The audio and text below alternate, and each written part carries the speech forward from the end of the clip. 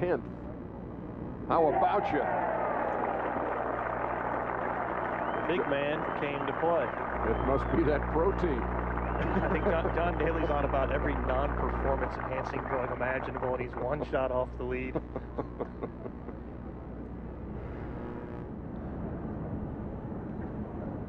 Now, Marcus Breyer for par to stay one stroke back. Well done by the Austrian.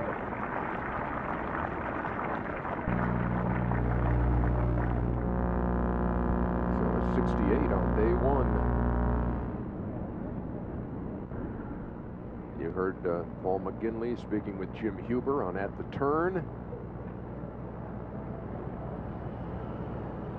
And leading by one over John Daly and Michael Campbell. Lucas Glover, an alternate to the field. And Shingo Katayama withdrew knee and back problems. And Lucas in the field. Tigers at 2 under. Luke Donald making the turn at 2 under. KJ Choi with the 69 along with Stuart Sink.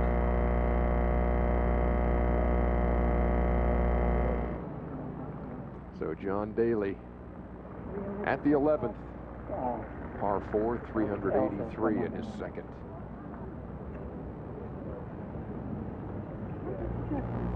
Just a little pitch after a big drive. Oh, look at that!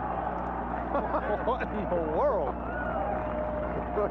John Daly has just grabbed the lead at the Open Championship.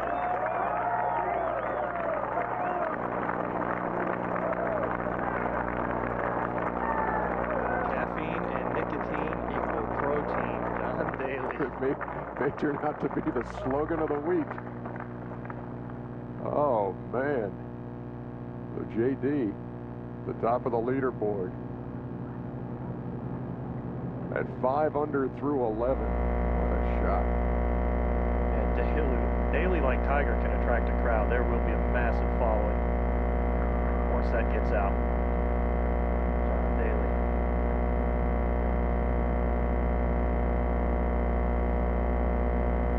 A moment ago, this at the 10th of Luke Donald.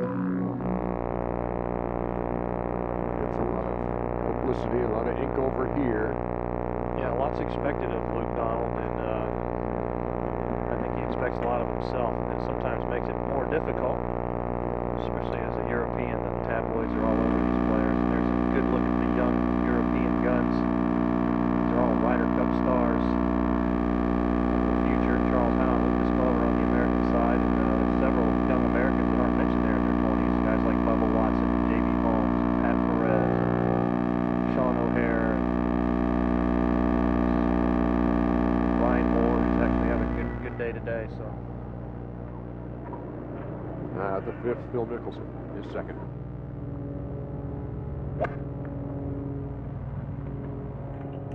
Tough little shot off that slight upslope. Right over the flag. Half a club too much.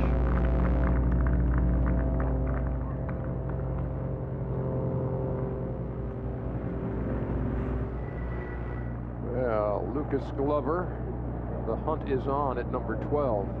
This was a pretty common sight in '99, but it's the first time we've seen it today. Paul, it was a 3-wood off the tee, and it was right all the way, but doesn't seem like it would have to be lost with so many people looking, but we're getting close to 5 minutes.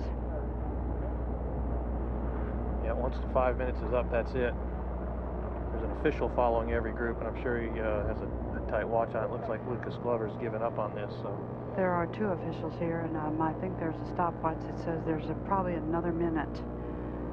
He doesn't want to give up on it just yet, Judy. Also, as he's walking back to the tee, if somebody finds that ball, I don't know if I think he can still play it. He's got such a good round going. He went out in 33, he made 4 birdies, and the longest one was 3.5 feet.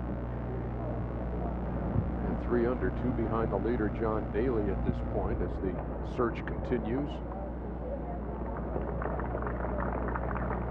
Remember back at Royal St. George's a few years back, Tiger lost a ball off the first tee, and there was massive humanity searching for it to no avail. looks like it's embedded, they say.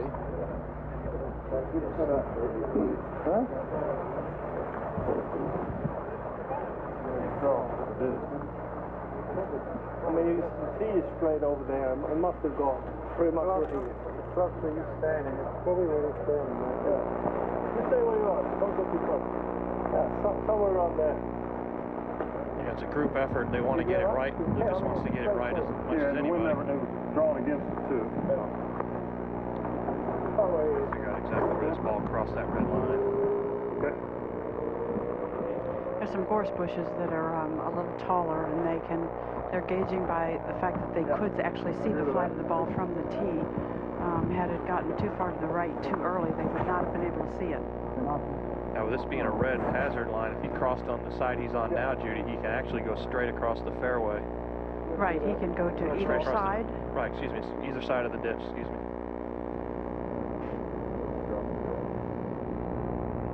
Thanks, Robert.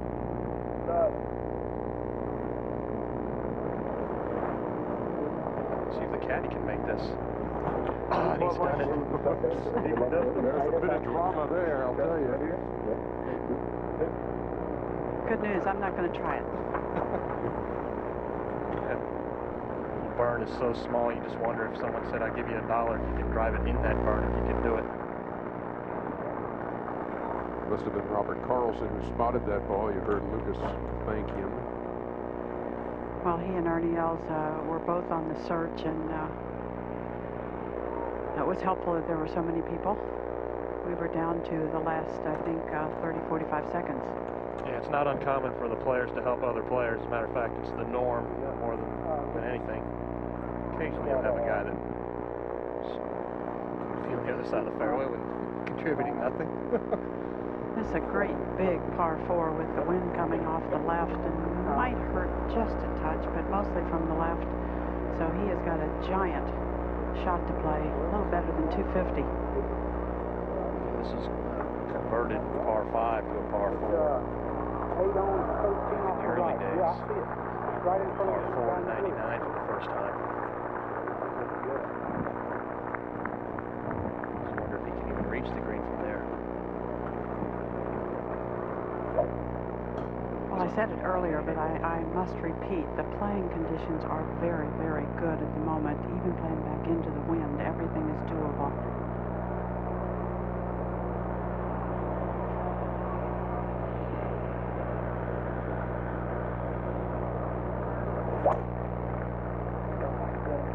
Looks like the same swing, Judy. This is way to the right. Yeah, moving big time to the right.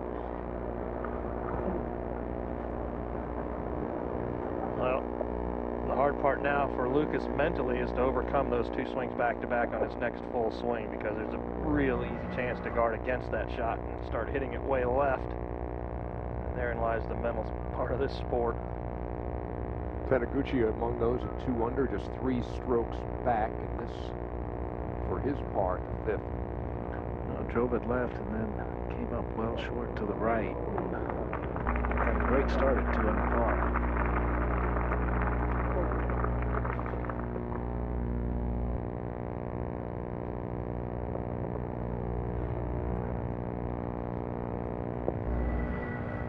And now the second for Luke Donald at the 11th.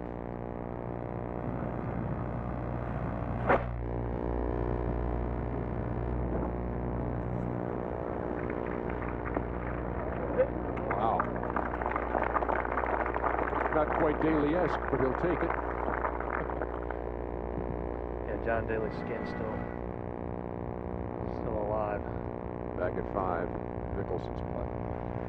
And Zinger, this might be one of the quickest putts at Carnoustie. So much tilt to the screen. And it took a peek.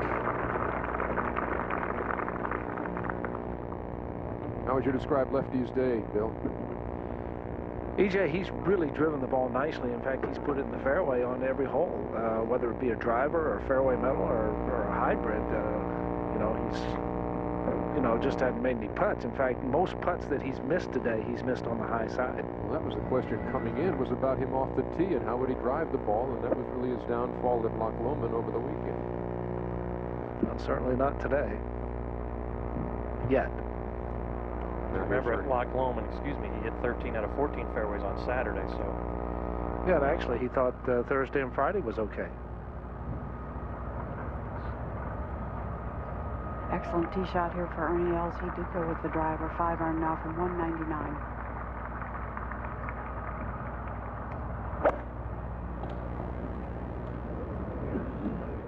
Straight out of that. Looks like it's way to the right. Boy, he did come out of that ball, and I mean, it was right off the club face. He's just flirting with the gorse down there. Yeah, he's going to be impeded, I believe, on his backswing. He's going to have to move the ball way back in its stance, it looks like, in his stance, and just kind of chop down on it.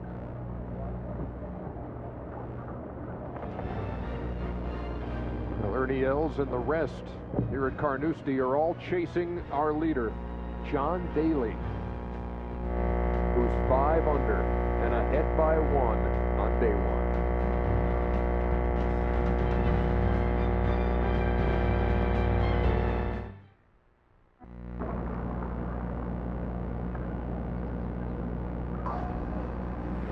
Back here at the Open, round 1 continues on TNT. They call number 8 short. Par 3 playing 182, Miguel Angel Jimenez. Got it 2 under here early. It's just 3 off the pace.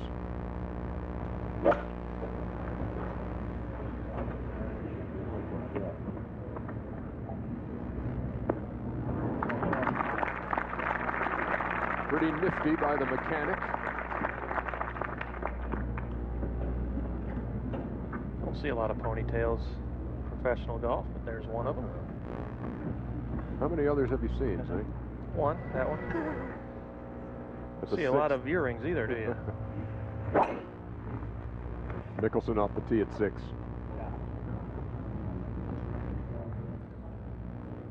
Ooh, what a drive. That is really a good drive, Paul.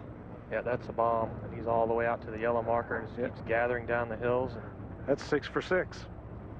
He's less than 210 to the front from there, Billy, so he'll have a real good opportunity here to get on in 2. Now the U.S. Open champion, Angel Cabrera, to stay at 2 under.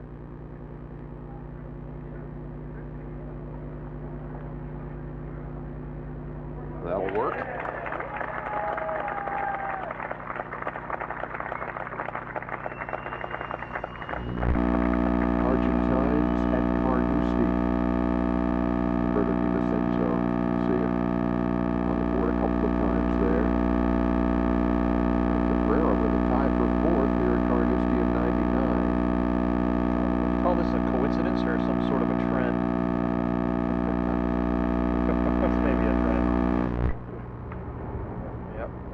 Here's Ernie.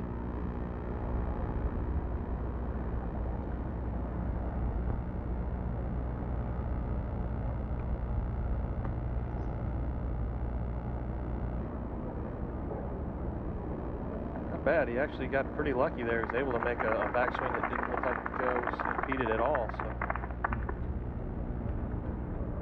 a chance to save par there for Ernie Els. Well, there's your leader of the Open Championship. And missing the fairway right at 12. Yeah, just put it out here. Yeah. That's right here, about 60 yards. Flat out, no, not like nothing but through the fairway.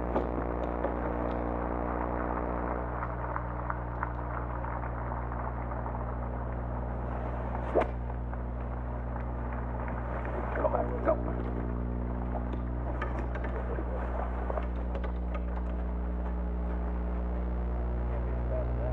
The rough's not awful here this week, certainly nothing like 99, but there's still a lot of spots where you cannot play from, and John Daly found one there. Marshall shaking his head at probably the depth of that divot. Probably turned his ankle in it. A lot of power went behind that shot. Get it back in play. Now Henrik Stenson. A lot of talk around this guy, having a great year.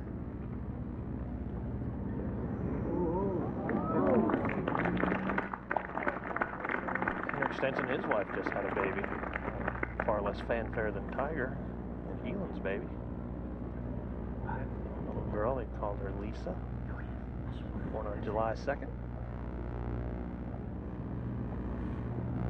He's won a couple of times this year. Finds himself very much in the day one hunt here. Now look at this at 18. Wow. Now he's standing out of bounds, I am assuming. And the ball's inbounds. You can't move an out of bounds stake, so this is Frederick Anderson. Head, yeah. So, wow.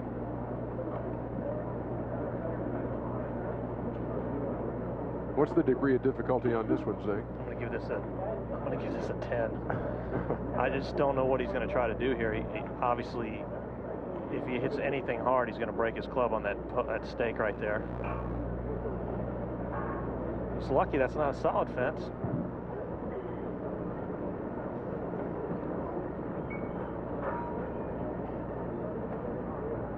You can always move those, even though they're out of bounds, no problem. But you cannot move an OB stake or a boundary fence, and so that's the dilemma he faces. Appears as if all he wants to do is just get it far enough away from the fence where he can play his third shot.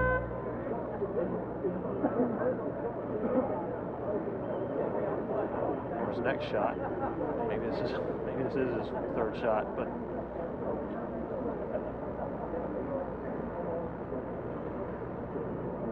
this kind of points back to what we were talking about earlier. When you're going to play 18, if you're going to miss that green, miss it right. Saw a lot of balls down there on the right side, but with that tight OB. It's part of the reason Van de Velde 99 tried to go out to the right when he made the decision to go for the green. He just got the bad break hitting the bleachers. Torn here, doesn't he, between maybe trying to just blade this thing. I think it's his only chance really is to catch like a leading edge, kind of catch the equator of the ball and just kind of dribble it along.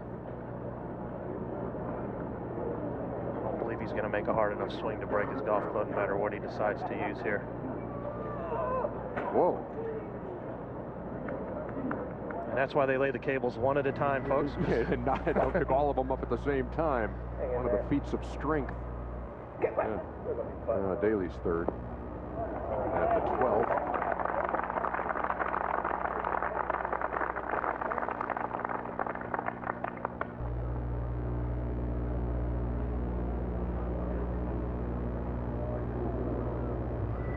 Let's see if Frederick is able to play this. Just going to have to throw your club head at the ball. Oh, he did it. Get up. Well, I think he'll take that ball. As much work as went into it.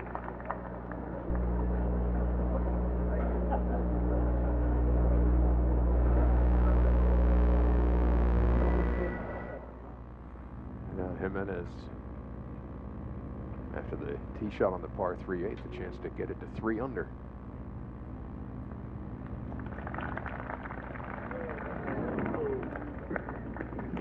Opportunity lost there.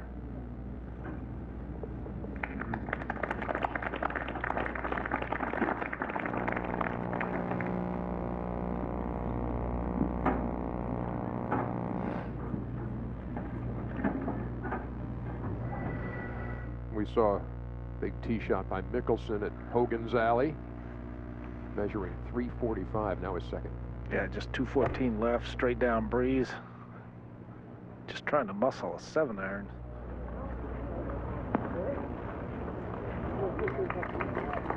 On the front, into hole that we saw Tiger Woods eagle earlier. And at the par 3/8 again, Vijay Singh.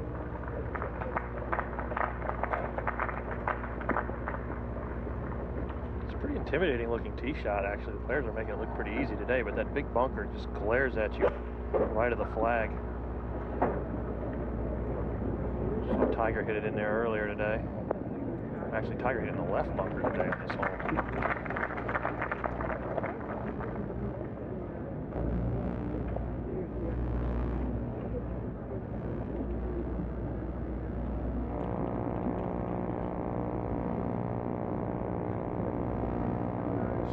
Record the last 4 and a couple of missed cuts in majors there for the 3-time major champion.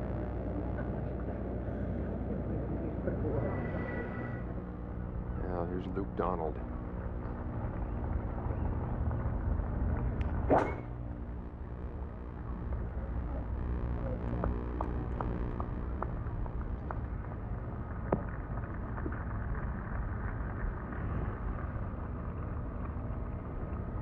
Absolutely perfect. Jim Furyk, a birdie opportunity at the 9th. Oh, how pretty is that?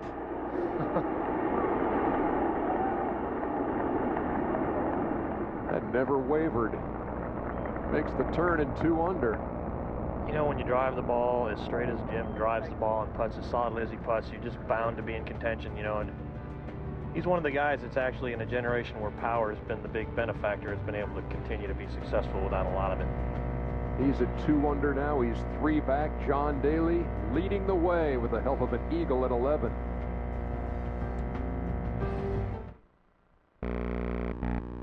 Well, southward ho. He takes a step south, and he will share the lead now. Paul McGinley's in the clubhouse with a 67. Chance for eagle for Phil Mickelson.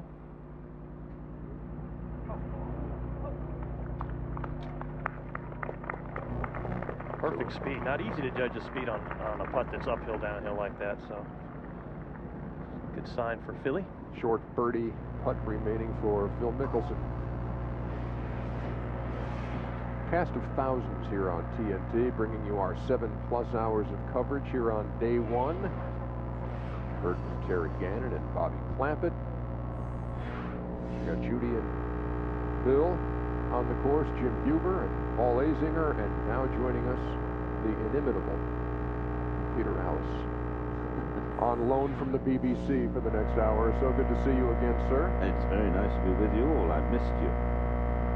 I hope one or two of you might have missed me. I think I can speak for the whole compound. I shan't forget to remember you. But it's certainly very interesting. First day, here's Jimenez. This morning the weather was so foul I didn't know what was going to happen. I thought it might get worse, but in fact it hasn't got any worse. It might have got a little bit better, and actually playing conditions aren't all that bad.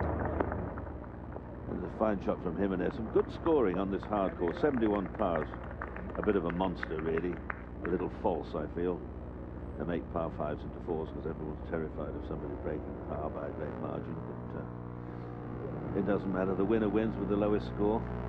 Surprised to see that name Daly at the top? Slightly surprised, yes. He's shown us a lot of talented things, a lot of way of doing some weird things over the years, but he's certainly trundling along well today.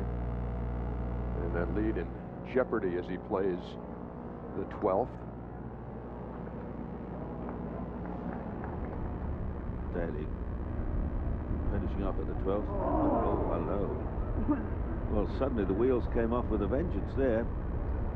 On the green in 3. 6. It's a little hard, a little careless maybe, so he suddenly goes back in the field. Well, he did hold his second shot at the last time, which was a bit of a monstrous stroke of good fortune. So if your philosophical things may, at the end of the day, level up.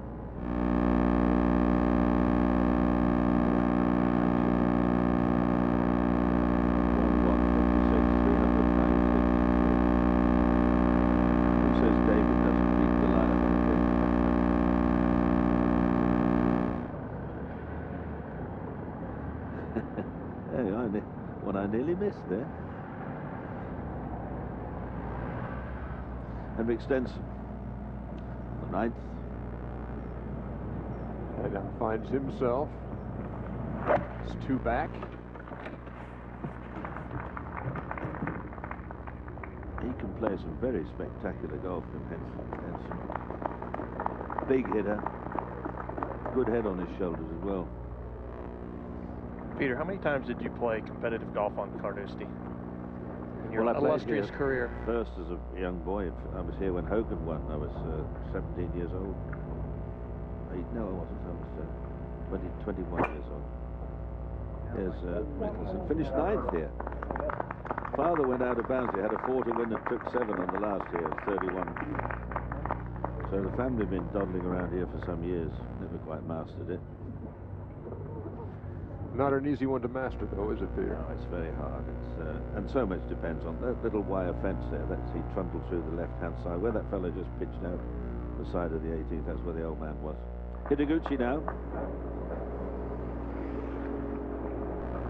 I quoted it again this morning. The Japanese gentleman some years ago when they were playing at St Andrews, and Michael Benalek was then, he was Michael Benalek, not Sir Michael then, and the secretary of the R&A. He said, "Why don't you play your championship in the summertime?" And I think that does have some merit. I was thinking the same thing this morning as we made our way here to Carnoustie, where it's round 1, and Paul McGinley is back on top of the leaderboard with the first round 67. We're coming back at you.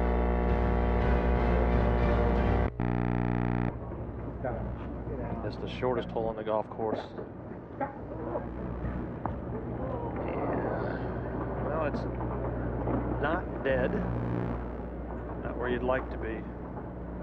It's a tremendous bunker player. You can definitely get that close if the lie permits. Henrik Stenson can pull within 1 of the lead.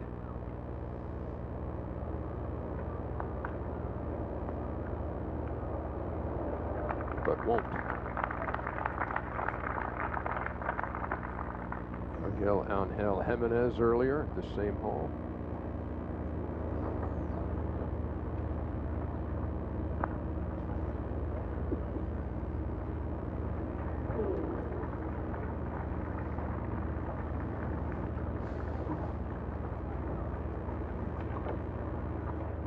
Certainly one of the highlights of the day, Peter, was this bit of magic by Tiger at 16. Yes, he was very honest about it, wasn't he? He smiled afterwards when he came in. He also talked to us and said he really was just trying to get it close. It was one of those things. Struck it well, obviously, good line, but when it just falls in, that's it. It reminds you of the long putt of Jack Nicklaus at Augusta when he held it right up the green at the 16th. It's just one of those things. Let's take a look at our Oppenheimer Fund's right way to play tip. Here's Bill Kratzer on the expertise he has for lag putting. Because Carnoustie has a lot of long, narrow greens, players are going to miss right and left, and they're going to be faced with a shot where the hole is located tight to the edge. And they're going to have 4 options, but I would certainly eliminate 2 right away. I'd eliminate the sand wedge and the 8-iron, and either go with the hybrid or the putter. I would choose the putter simply because I think you're more consistent with the putter. You know how it's going to come off the blade. To hit the shot, I would move the ball more towards the middle of my stance. I would try to pop down on it. That's going to get the ball to hop, stay on top of the grass. And what I want to try to do is match the speed once it gets out of the long grass onto the putting surface so I can get it close to the hole. For more information on Oppenheimer Fund's 6 principles of investing and more right way to play tips, log on to PGA.com. I'm Lefty at work at the 7th. About that drive. 69 yards left. That'll work. Whew.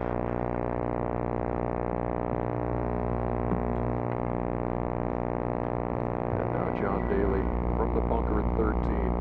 You're a pretty good bunker player, Zane.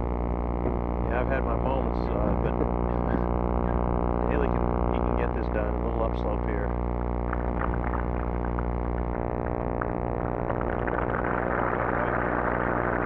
Looked like he was lined up there as if he tried to go that direction.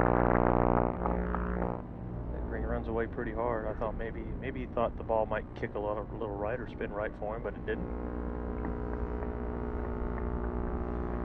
Feeding the inner man. There'll be some fizzy drinks and that of a darker colour taken today. Copious amounts before close of play tonight. Long day here, isn't it? 6:30 they started off, and the last ones won't hold out until after 9 o'clock. The officials are here. And I decided that, so it's a 15, 16, 17 hour day. Long day. Peter, does it ever get dark here?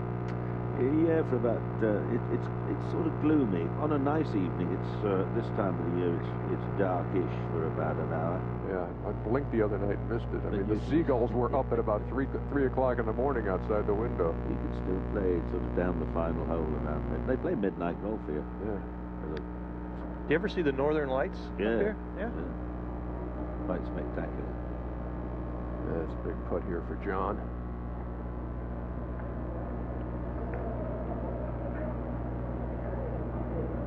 Big sand save there to remain at 3 under and 1 back.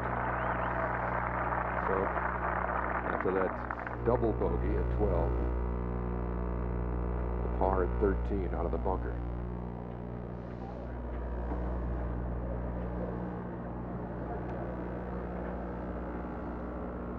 Got a lot going on in his life, that fella right there.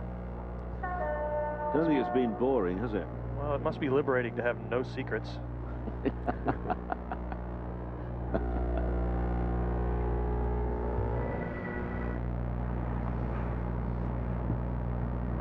The par 4 15th. And Peter Hansen. Another one of those guys right there, nipping at the heels of Paul McGinley.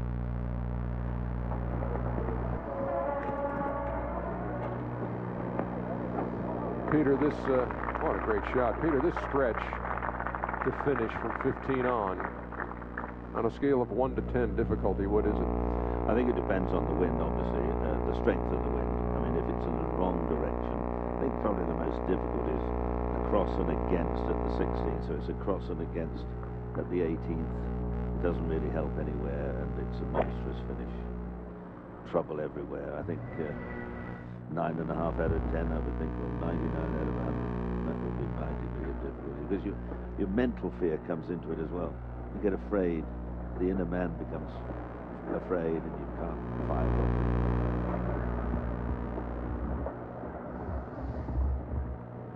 Phil at the 7th, Bill. It's 2 mentions of the inner man here in the last couple minutes. You're feeding the inner man the quality beverage, and Oh, I thought he was feeding them the fish and chips. No, I'm off the fish and chips. Well, a little bit back up the hill. This putt should move to Mickelson's right. A lot of tilt coming off of that bunker on the right-hand side. I'm sure he's a little disappointed with the wedge shot after such a monstrous tee shot. He's worked so hard with Dave Pelz on hitting those shots pin high. All of us can line them up from those distances, Billy Kay, but it's all about the distance control. That is absolutely on the money. Tell you what, he has to feel great about the way he's driving it, though. I mean, he is just cutting the heart out the fairway.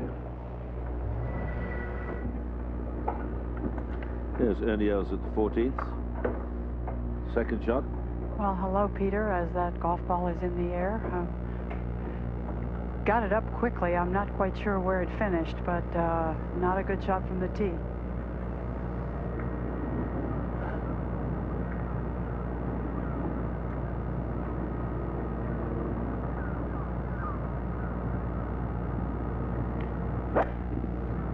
Well, that was moments ago. I realised Els coming out of the bunker, getting up and forward and into a little bit more trouble. Trouble lurks everywhere, and although I think the course is a great deal easier than it was in '99, it's still places. Not going to go straight over you. Toru Taniguchi at the 7th. He's in that Mickelson group. How about this young man's come off of 2 victories in a row in Japan, going for his 3rd straight win. Might not be altogether surprised if he ends up on the leaderboard at the end of the week.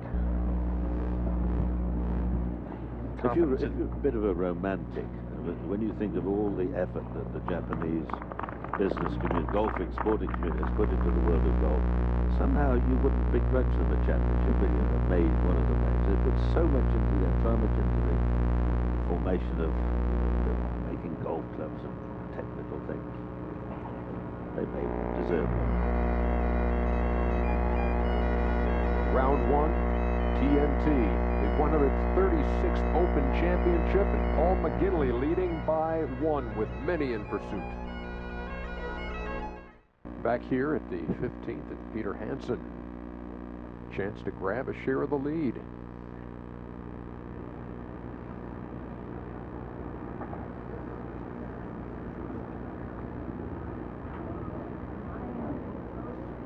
And unable to take advantage of that opportunity, and he remains one back. Now the par 3 8th, Peter. Phil Mickelson. And Peter, he's hit a lot of good-looking iron shots today. You know, just kind of that little half swing, just that little mini iron shot. Following it anxiously, and it's on. Great jump down. Beauty. Well, it's certainly not getting any warmer as the evening sort of begins to descend. There'll be a lot more golf to be played here yet.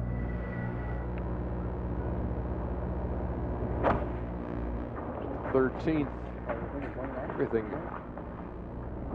Luke Donald right there. You have a lot of action in that area. That's a great shot. And he's hit some great shots today, hasn't he?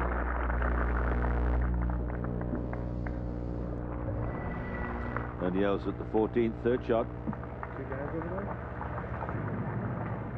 Well, the width of the green, and it is considerable from a pretty good lie.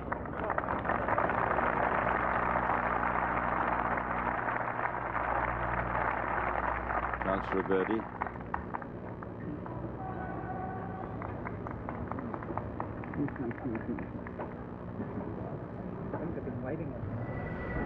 They go back to the 5th now, and a chance for 3 straight birdies.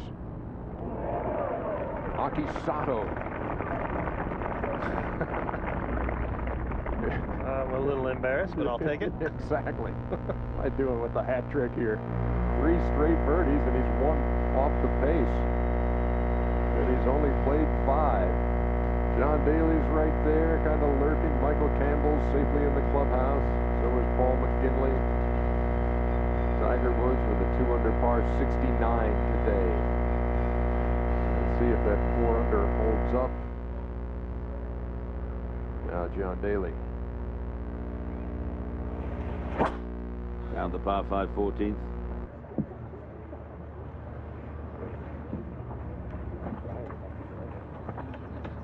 He misses the bunk. That's okay.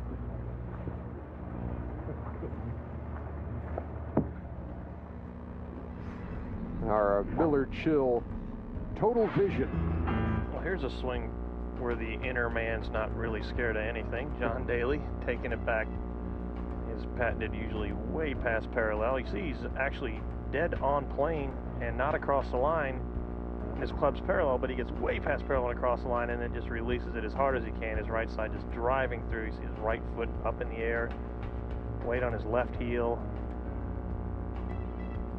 Incredible touch is the reason that around the greens is the reason that John Daly's had so much success in major championships, and he's often just considered a bomber of the ball, but that's not the case.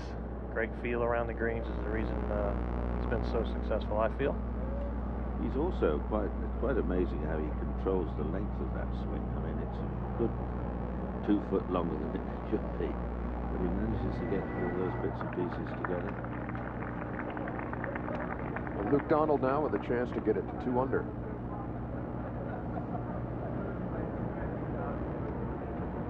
Birdie on the 13th. 2 back. Large following, obviously, an enthusiastic following for Luke here. Played his college golf at Northwestern. This was moments ago at the 10th. Stenson.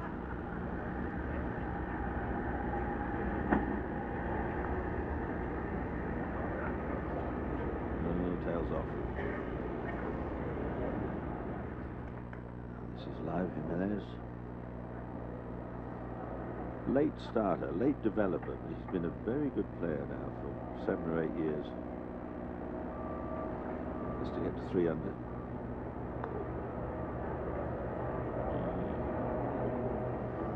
And a bit of work left. And when we come back here to the Open Championship, we're going to look back to '99, and we'll hear the call from Peter Allis at 18, John Vandevelde, and you will hear from Jean Van de Velde after this. Great bunkers known as the spectacles. Players can't see the green from here. You try and get a line through the middle, about the middle, and crack it as hard as you can, and then hope it runs through the little gap in front of the green between other bunkers onto the green itself.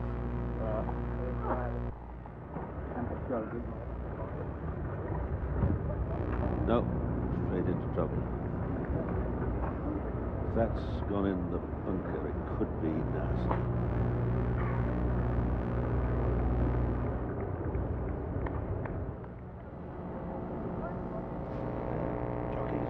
Every hole here is named. Chris and Hogan's only after 1953 when Hogan every round went up the left-hand side of that hole between the bunkers on the outer bounds. What's that lucky slap mean? Oh, I don't know. Hit it, I don't know, it must be an old shinty term or something, just a lucky somebody hit it once. Probably hit the head of a shepherd and went in the hole. I'll buy that. No, So if that's what you're selling, I'm buying. Say it with enough conviction, they believe it.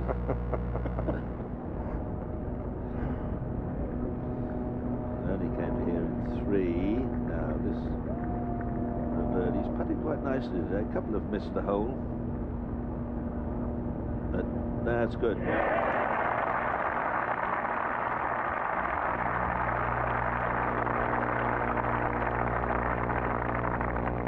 35 out. Birdie and bogey coming home. Mickelson at the 8th for a birdie.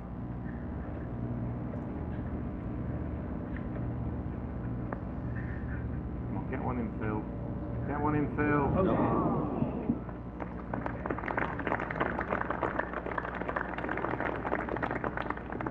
I was really quite amazed he didn't win last week.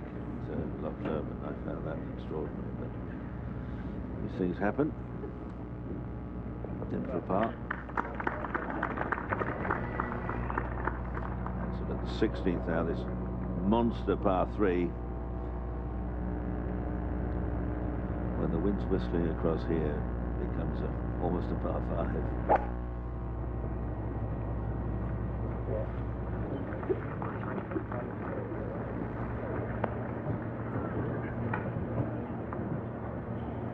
Little hollow. It's a tweaky little one from there.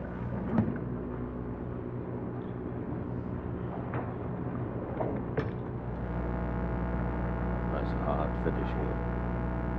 But not too bad today. We may get a day when the wind freshens. See the scores there. Now, Peter, when you talk about finishing at Carnoustie, we all go back to '99. Jean Van de Velde on this very hole, and in that very burn. That's just part of the story, and it took a good 40 minutes from tee to green for him to play that last hole as he stood on the tee with a 3-stroke lead. Here's the way Peter Allis and the BBC captured the moments. He's out with a driver now. Now, I'm not sure this is right.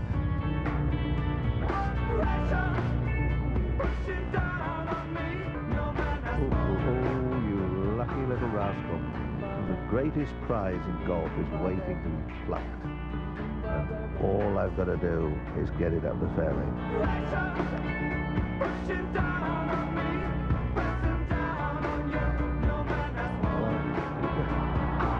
I don't believe this.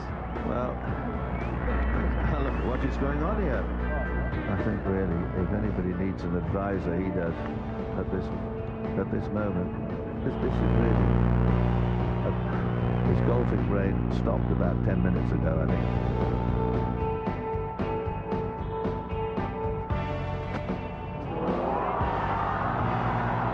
I don't believe it.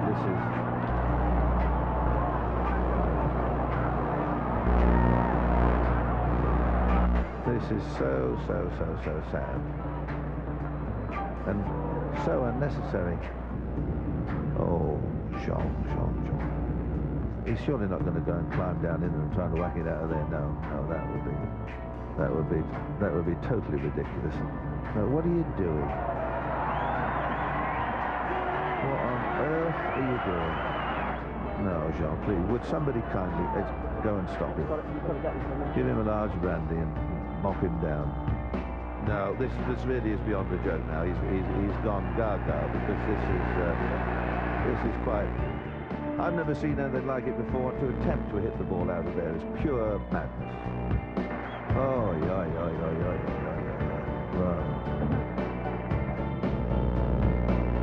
Can't believe this. Cannot believe this.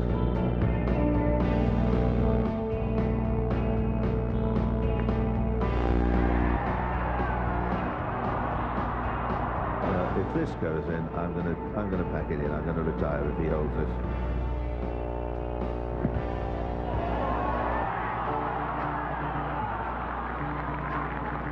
Please give him one good putt. Please.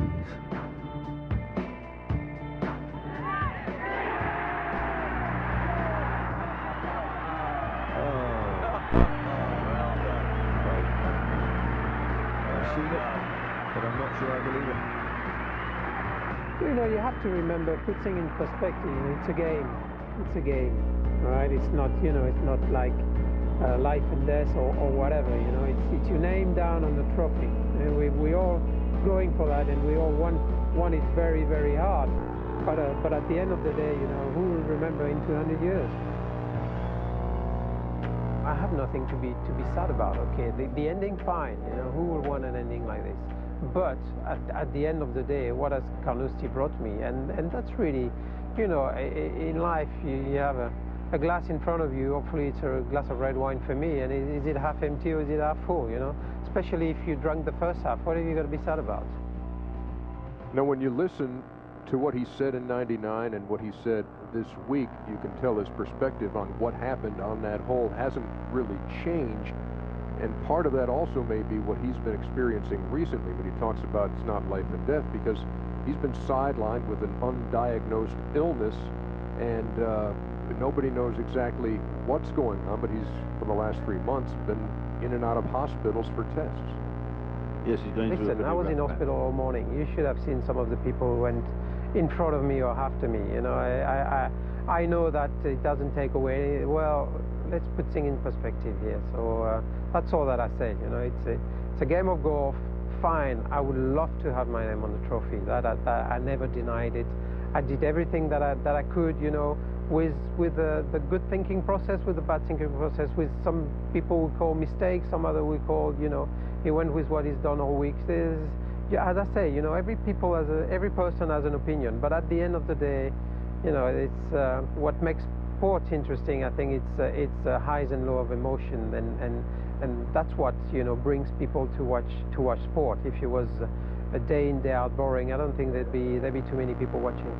We send our best, obviously, to Jean as he deals with this current situation. When now 8 years later, Peter, when you think about that and you watch what went on, you heard what you said, I mean, what memories come back to you? Well, it sounds a bit embarrassing now, but I thought I was doing work with Alex Hay at the time, and when he took the driver out of the bag on the tee, hit it, missed the water and found the fairway, we thought he'd won the championship. All he had to do, up and on, and 3 putts, he still won it. Rather like Doug Sanders coming up the 18th at St Andrews, having got down in 2 from the green side, went with the 17th, up the middle of the fairway. All he had, knocked it on the green, 2 putts, and he's won the championship. And it didn't work out that way, and there was nothing to say. I didn't know what to say. I'd never seen somebody self-destruct so often and for so long, and climbing down into the water when the tide was coming, and the top of the ball might just have been visible when he first got there, and then it was nearly up to his knees by the time he finished, with an 8-foot, 6-foot wall in front of him. The most extraordinary set of situation, and well, there we are. These things happen. It was a great sadness to me. Well, that was then. No, this is today, and this is just a short time ago, playing the 14th. There's John Daly. Third shot. This is while we were running the Vanderbilt feature.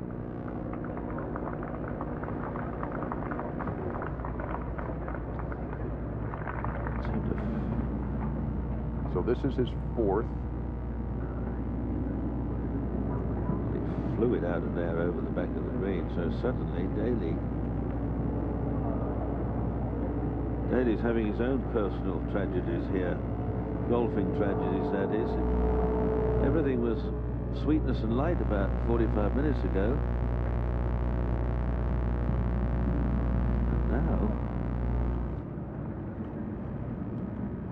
goodness knows how many more he's going to take, because this isn't easy. This is a bit of proper rough.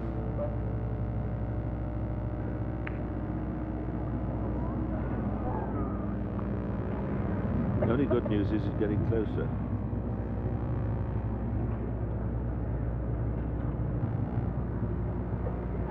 There's a feeling of embarrassment, Paul, comes over. You ever been in that situation when you think you can't wait for the hole to end? More times than I'd like to count. You know, you think, why did I do? Can I just put the clock back? Well, it's a shame because he was sitting on 5 under just a few minutes ago and made a double bogey, missing the short putt. Now probably the easiest par, well, one of the easiest holes on the course to make a birdie, and he could make double bogey here as well. Well, that was a clumsy one as well.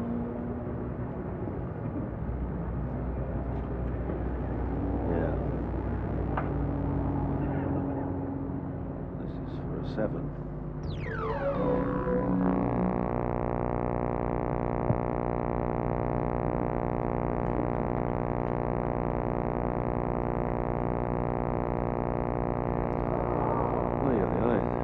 Snowman, an 8. That was off a pretty good drive as well. It's almost a perfect tee shot, and makes 8 without a penalty shot. 3-2-6-3-8. Sounds like the dialing tone for some mystery city in South America. The hole playing second easiest on the day takes a chunk out of John Daly, and he's gone from the first page of the leaderboard, and the second for that matter. We'll be back. 3 under. This is for another birdie. Back and forward, push and in. Thank you very much. It's a lovely course. Very like Japan.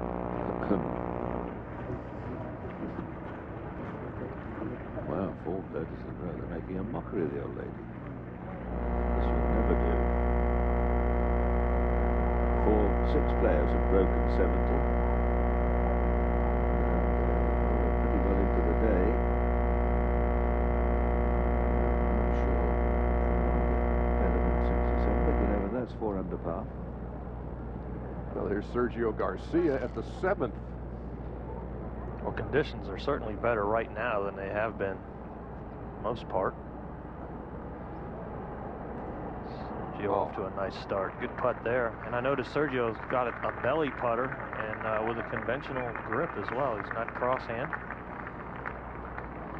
The belly putter would be really good for Sergio. Really allow him to release the putter. I think he holds on to it when the bell rings sometimes on Sundays. And release the head as well. But if that butt end of that putter stays lodged in the belly, the head will have to release.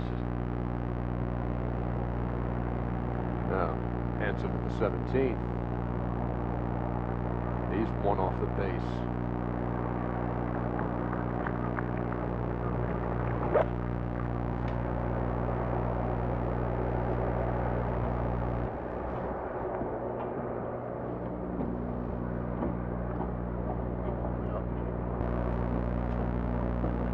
Kind of speaks for itself. He's left himself a dicey little pitch over a bunker. Hill there will feed the ball down there to the flag. I don't know if he's got enough room there to get it close or not. Top of the hour, Lexus at the turn.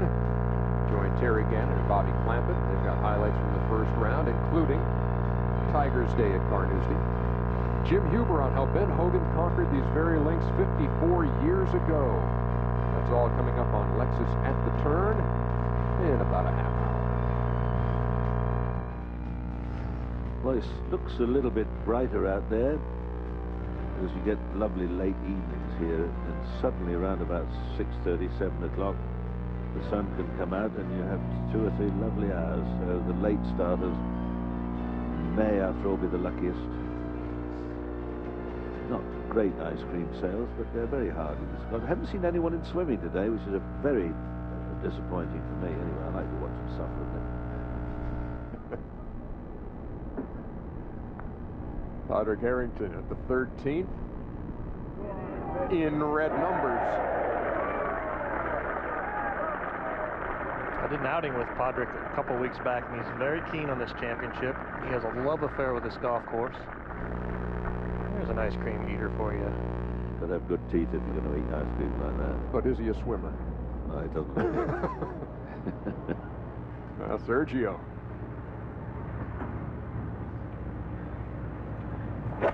Two under par.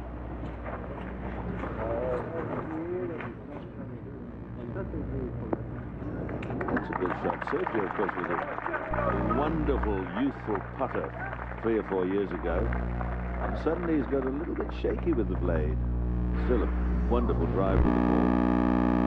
But he's finished up well in majors. Very close. You can see there.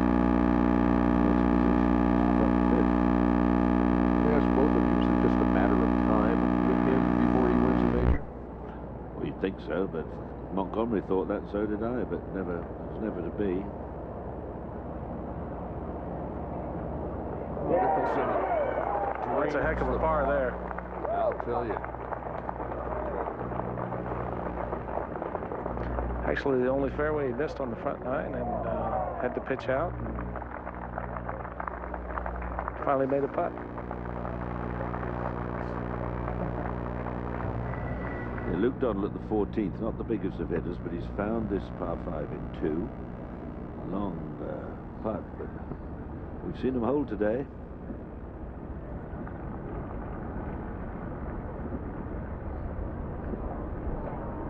Running out of steam. Good line.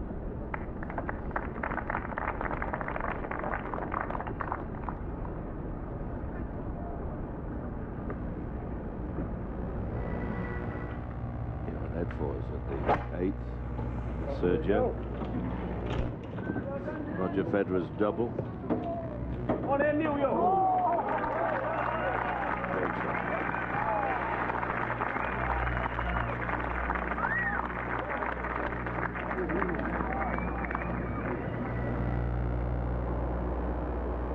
And it's 17.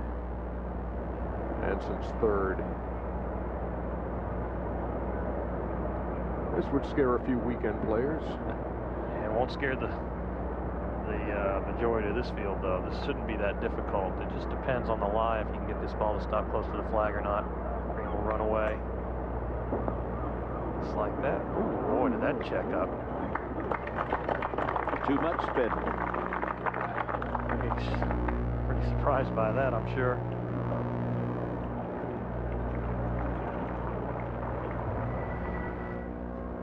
To the 14th, Luke Donald. This for his birdie. This to go to 3 under. Yep. Going along very smoothly.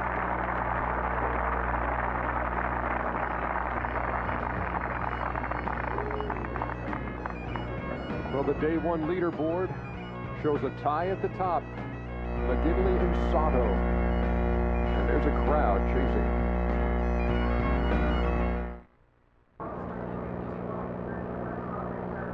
Peter Hansen at the 17th for his par. Tricky little downhiller.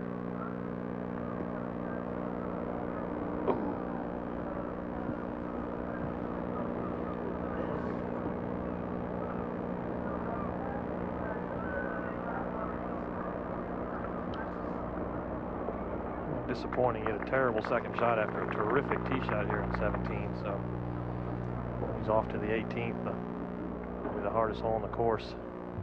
Now let's pick up this Achi Sato story here. He's been on a tear, 4 straight birdies. He's tied for the lead.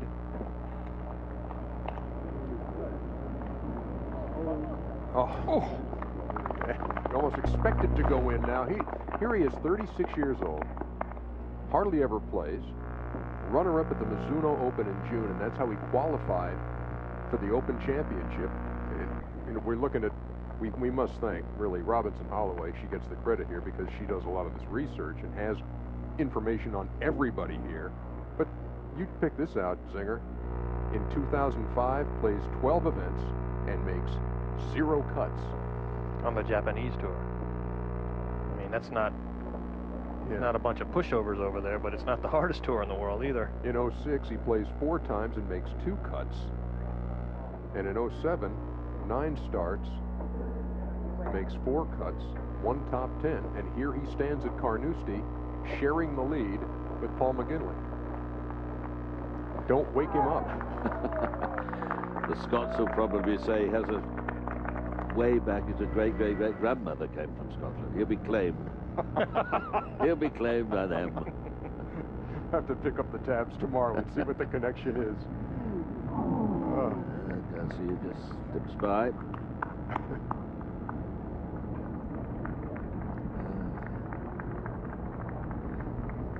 Edwards made a birdie.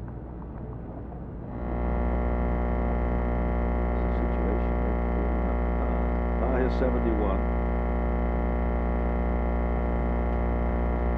Wouldn't be far away with 471s, I don't think. Still going to get a very nice check.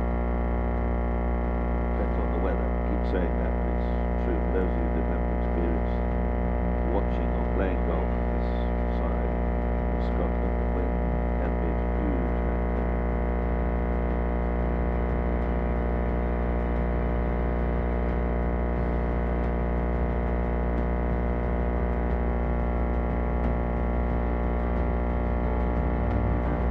It's brightened up gradually as the day has gone on. And a long day at the links. Mickelson out the 10th. Pretty good lie in the first cut, Peter. 204 yards. And carries a 2 hybrid and a 4 hybrid. This is the 4.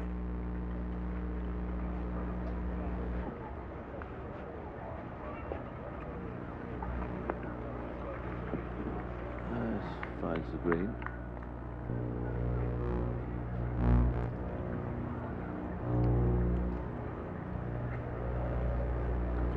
Go to the 12. Rory McIlroy. Now here's a coming lad from Ireland. Tremendous talent. Only a young guy. 2 under. This for a par though. A mere bagatelle. Confidence of youth. Well, he didn't waste much time there, did he? No. Big Jesus. All of 18. And here's your man Sato again. Tied for the lead. Well, he's the only one in short sleeves. He must have a little adrenaline pumping through those veins. That didn't sound too good. Oh. Well, now. Be interested to see how he develops from there. 16th, Els putting up and over the top, long raking putt right up the green.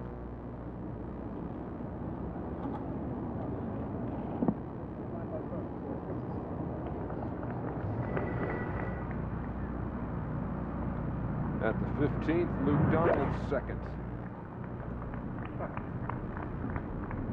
Meeting with no approval. Whoops.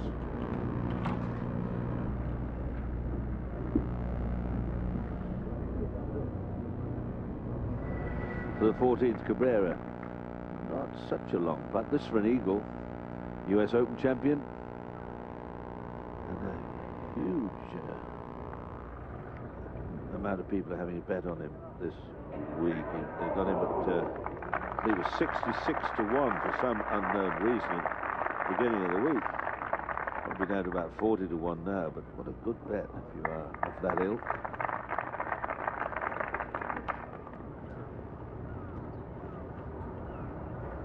And of course, the major triumph for Angel Cabrera coming at Oakmont. Great place to get that, is it not, Zinger? That test.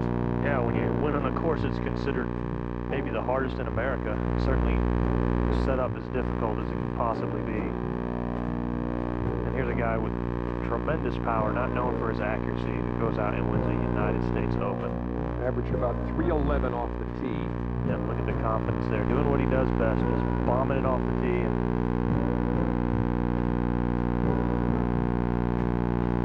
amazing. And when he strayed from the fairway, still able to show you some magic. So he finished, and then had to wait.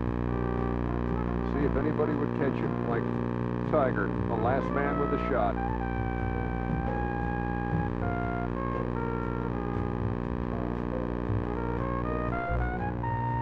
And the U.S. Open champion, Angel Cabrera. Yeah, you win the U.S. Open and the Open Championship in the same year. Tiger's done it not once, but Saracen. Bobby Jones a couple of times. Ben Hogan doing it on those same tracks. Oakmont. And here at Carnoustie. Chip Huber closely profiling Ben Hogan and his exploits here at Carnoustie and at the turn at the top of the hour. Sato at the 8th, second shot.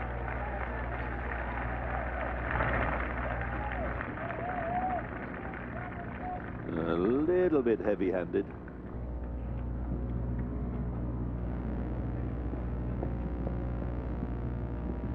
Yeah, we showed you the 18-year-old Rory McIlroy a short time ago. And he's at the 13th now, and I'm telling you, you look at him, you're thinking, I don't know if he's 18 yet. Maybe 18, but I bet he doesn't shave. It's a really narrow-looking little green up here. He's just going right. Look at it. What is going on here? Now you tell me that face shaves. No way. No whiskers coming out of there, Peter. Come on. I think he's still got a year or two to go before he may even start, and then lightly with an electric. Or a cat. You get a cat to lick it off. None of the cold steel. Mickelson chasing one across the green, then he's left himself a good 4 feet or more past.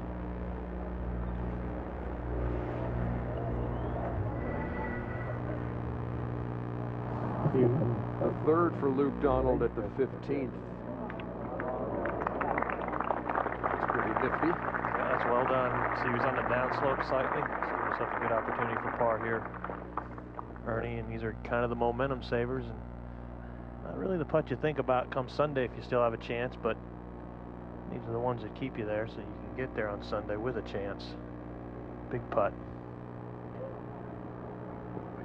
This to stay one back.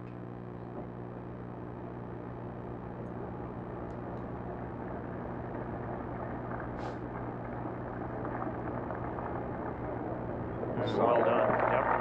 A lot of pressure on Luke Donald as well as several other Europeans to try to pull off a major championship victory. Back to the 8th. Sato, not a particularly good bunker shot. This for a par. No. So, shot dropped.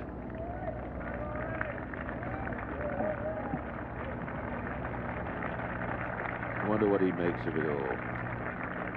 Arbroath, Smokies, Haggis, bagpipes. People speaking strange languages and words.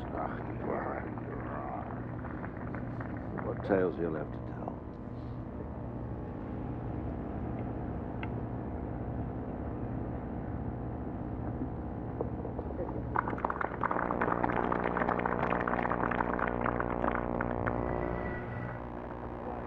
Mickelson gets his par at the 10th.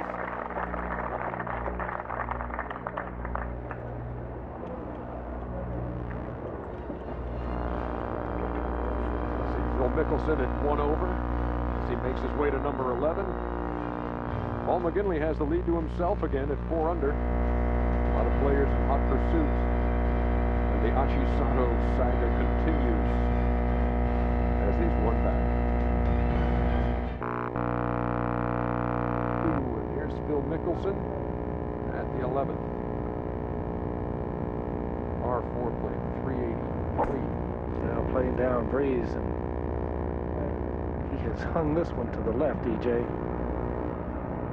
Oh, he carried the bunker. Oh, I think that's a good break. It might not be when you see the liability. I'm not sure. We'll see when we get up there, but it looked like it just disappeared.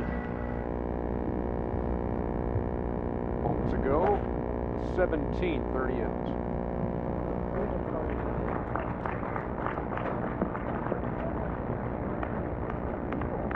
Couldn't ask for more there. Great shot from the team. Now we come to Hansen at the 18th. Small target, long way to go. Danger left and right. And in front. He's... I don't know whether he came over the water or found the edge of the burrow.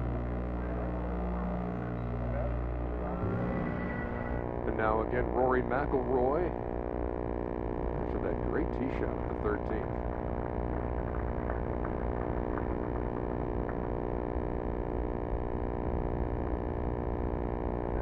He's a lead. Are you believing this? Is he believing this? I'm trying to remember what I was doing when I was 18. It wasn't this, was it? It's probably illegal. It might have been. Better question, what were you doing when you were 18? Oh, it certainly was illegal. I was keeping the Red Hordes at bay in the RAF Regiment.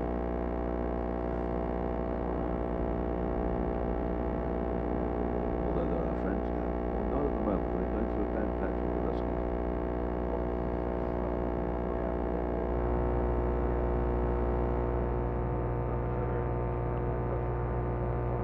Look at this. Sato, Breyer, McIlroy, 3 under. Tiger Woods, 2 back. I can tell you this much: when I was 18, I'd never broken 70, and rarely broke 80 2 days in a row. Didn't break 70 till I was 20 years old, so I certainly had no idea I'd ever play in a British Open. But I was 18. Did you have a proper set of clubs? Did you have odd clubs? Or No, I had a proper set of clubs. None of my friends played. We just did other things. I was actually at a summer job pumping gas at my father's marina, painting boat bottoms, that sort of thing. Didn't know where I was going to go to college or even if I was going to go. And here this young man is 1 shot off the lead. The Open Championship. He's been, well, he's only 18 years old. He was a prodigy at about 13, 14. Not quite Tiger Woods style, but he's an amazing talent if he can keep things going. He doesn't get carried away or discovered women. Well, you're just one of a kind. The girls have ponies. You know, they play golf and they do things. They suddenly get a pony, and that's that. Then boys come along and that's the end of it. Back to the action. Daly, he's gone from... That's the way it is. You were saying, Paul, he's gone from joint first to 55th or something now in the space of 45 minutes or so. It can be very cruel sport. Had the lead to himself after that eagle at 11, and then it all went south.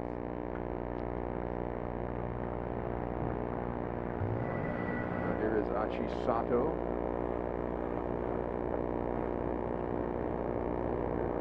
One behind the leader, Paul McGinley.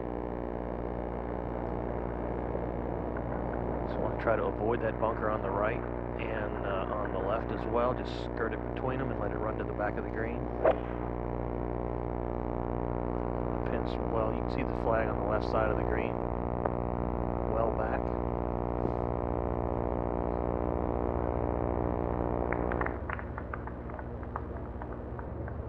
Safely on at the par 4. All they call railway.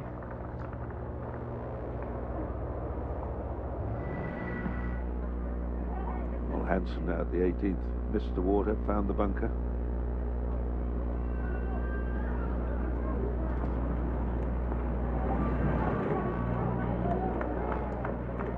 Excellent shot. So easy to get that a bit thin. Out of bounds, just at the back of the green.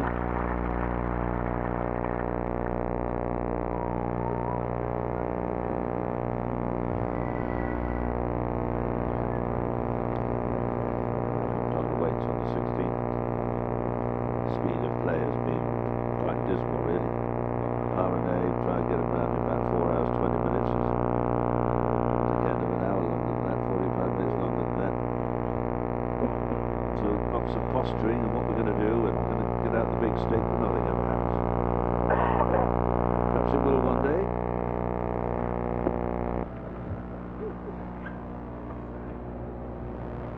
Great talk here at the moment is political correctness and Gary players saying we're all on smokies and things. That caused a bit of a stir. Certainly has here. Shot from Donald. What do you think brought that on, Peter? I've no idea, unless he needed the publicity. I don't know why he waited until he was 70-odd years of age to come out with it and then not tell us who it is. Just taking a stick and stirring the muddy pond for no reason. And he's very stupid.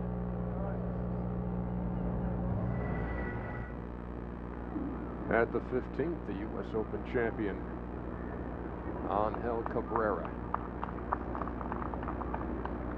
He can join that group at 3 under. And does. The U.S. Open champ is just 1 back.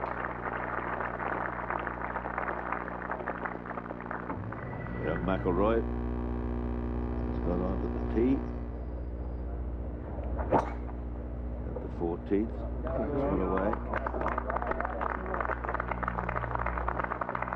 He's not a big lad, but he gives it a good old smack, I can tell you. Seems to have good nerves. One to watch for the future. Now this is heady stuff for the 18-year-old. 1 back.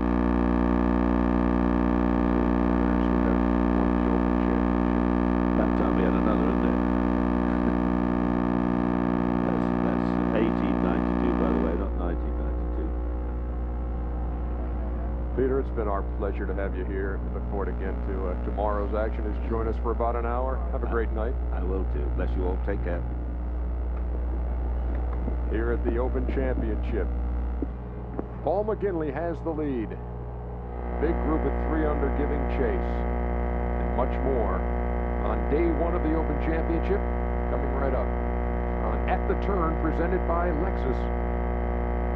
Terry Gannon standing by. Terry? Ernie, thank you very much. Just about 5 o'clock local time. We've been on the air since 7 a.m. East Coast time. Much more to come. And Bobby Clampett will join me here on Lexus At the Turn in just a moment to take a look back at round of Tiger Woods, 2 under 69 for Tiger. Also, Jim Huber stops by to take a look at a magical year in golf. 1953, and Ben Hogan right here at Carnoustie as the best in golf are here at the most difficult links in the world, playing for one coveted judge.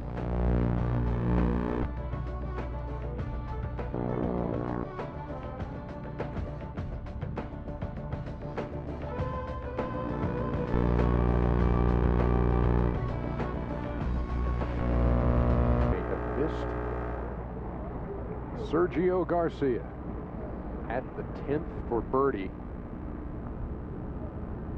Yeah, and this is where that belly putter will really help Sergio, because he's going to make a lot more long putts. He drained that to pull within a shot of the lead.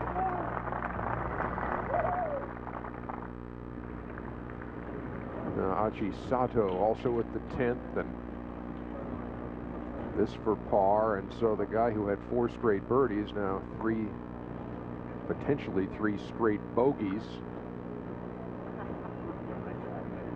And he did make that for his bogey. And a moment ago at the 15th, Rory McIlroy.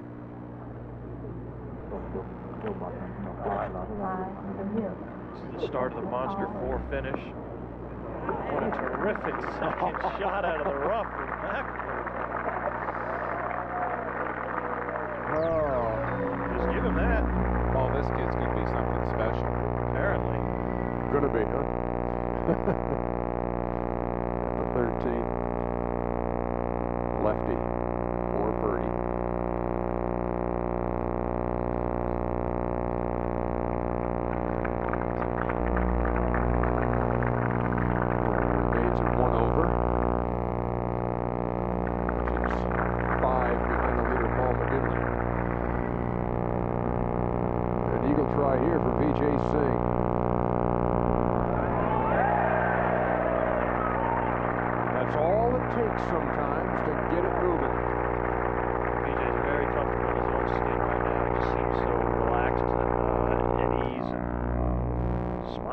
than normal.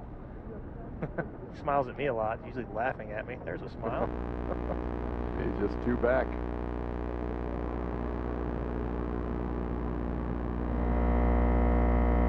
So Paul McGinley has, once upon a time, he was 6 under and led by 3. Lost his share of the lead, reclaimed it. Still sitting there all alone, but some big names chasing him, and then you have some of the others who have just kind of crept into the picture as the day has gone on. The McIlroys and the Satos of the world. David Toms is 1 under through 15. Retief Goosen finished quite a time ago with a 1 under 70. Same story with Rich Beam and Sean McKeel, former PGA champions both.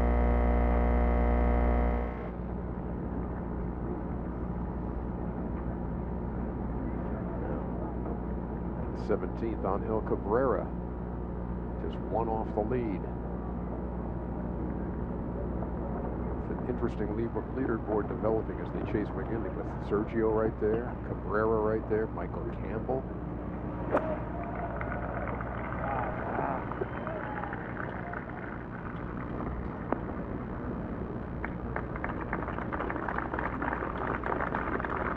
All right, for the U.S. Open champion.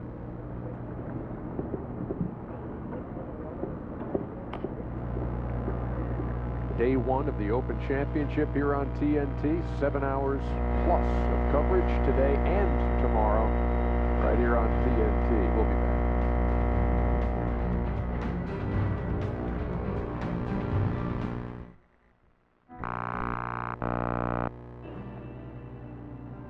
And John making his presence felt. Feathery touch there. And then he stands on it at 11. 3:30 local time. 3:30 this afternoon local time. And just a shade over 2 hours ago this happened. And hop, hop, home. Eagle at the 11. 5 under. He's got the lead at the Open. And boy, did things go crazy from that point on. That was for bogey, so he doubles the 12th. 14, playing the second easiest, and this is the hole called the Spectacles, and John made a spectacles of himself. Well, this is on this hole. This was just painful. His 4th after overshooting the green here. Then this is a bit heavy, and so is this.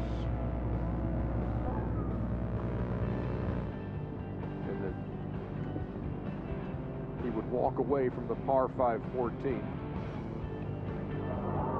with an 8. Hard to imagine.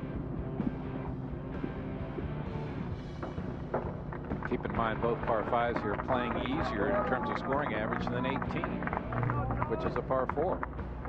And so you look at John Daly's scorecard, and he goes out in 34 and then makes the turn, and all of a sudden birdie, eagle, and then look at all the squares that follow. He goes from 1st to 97th in the span of 2 hours. Meantime, Rory McIlroy, the 18-year-old phenom from Northern Ireland. Uh-oh. He knew that was to tie the lead in the Open Championship. The nerves, the butterflies were flying.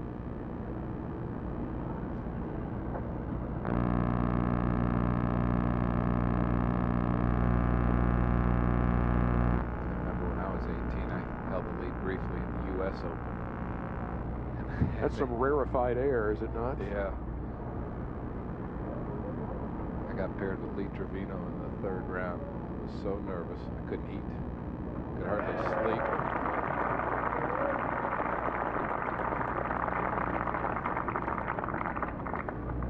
Know the feeling. Golden opportunity gone. Still just a stroke back. The 18th, here is Luke Donald.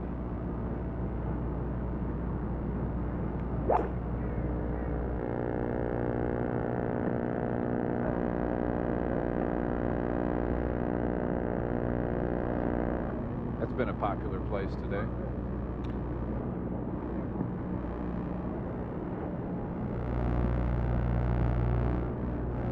Sergio Garcia just a stroke back as he plays the 12th. Bill? Must have hit driver off the tee to get that close to the fairway bunkers. Let's see if that works. That'll feed down. It does. Very effective.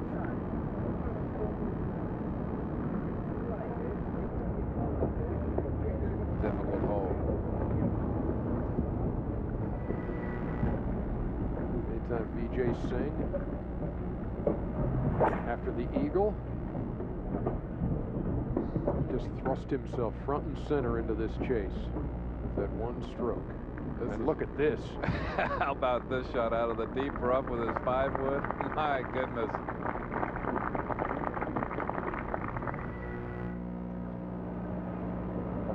Now there you have the veteran and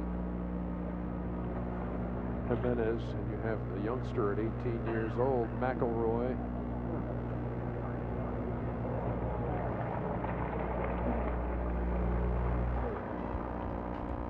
Well, let's take the golf track view of the 16th.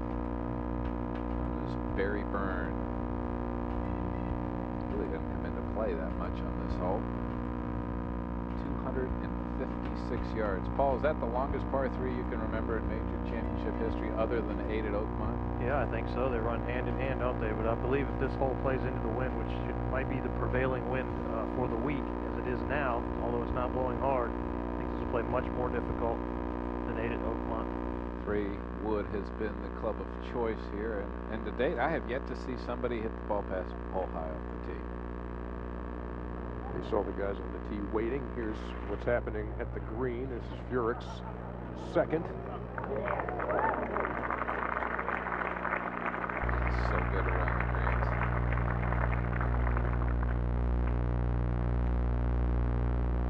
He'd probably get 9 out of 10 of those up and in. Don't you think, Paul?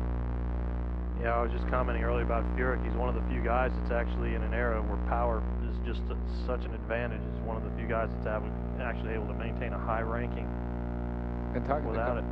Talking to Colin Sinclair, the head professional here, he really feels that Carnoustie is not a long hitter's golf course. It's more of a position player's course, and I tend to agree. When you look at the landing areas in so many of the par 4s, how they narrow for the long hitters who hit the driver. It was the same last year. I mean, you know, at Hoy Lake, what a completely different golf course. I mean, if you dropped a match on the ground, the whole course would have caught on fire. It was just brown and brittle and dry, and Tiger negotiated that place without a wood the entire week. It's all about course management over here. Actually, all the majors seem to be that way. Even Augusta now, which used to be a bomber's paradise, isn't that anymore. Zach Johnson winning there this year, which seems to be quite the upset. The more they lengthen it, the more people seem to have a chance. Myself included, with I'm sure several others, thought that the opposite was going to be the case when they lengthened Augusta the way they did. But the Swede Johan Edfors is 1 under. He was winning everything here about this time last year.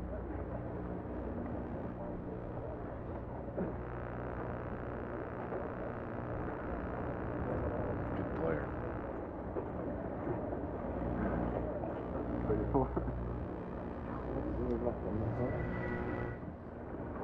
Phil Mickelson at the 14th now.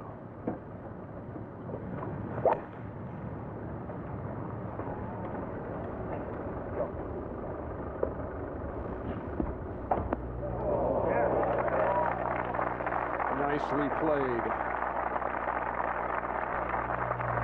A lot can happen at number 14, good and bad, as we've seen. Saw John Daly implode there. Saw Vijay Singh eagle there. And Phil with an excellent opportunity upcoming. Not much happening on that scorecard, Paul. no, he hasn't made a lot of putts, but Phil's teetering on a really, really good round. If he can make that putt right there and just finish solidly, I think he'll be real happy. The conditions are starting to deteriorate just a little bit. It's getting colder, a little breeze picking up. I believe that the the boys that are out there right now have had the best of it so far. The morning group really got a bad break. Yeah, especially really early in the morning. And now here's Sergio, who has a chance to join Paul McGinley at the top of the leaderboard at 4 under. May go just a little bit to the right at the end, Ernie. He's got a share of the lead. It was a good look at his belly putter from that angle. You couldn't even tell that the putter extended up through his belly. It matched his left arm perfectly.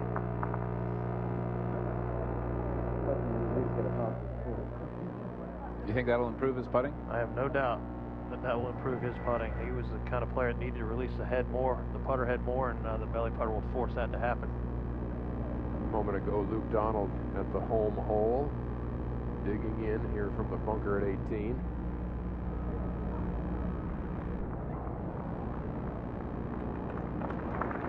That's one of the few players able to spin the ball out of these bunkers. It's a different type of sand than what, especially than what the Americans are used to. Now Vijay Singh, after that brilliant play from the rough. Eagle at 14.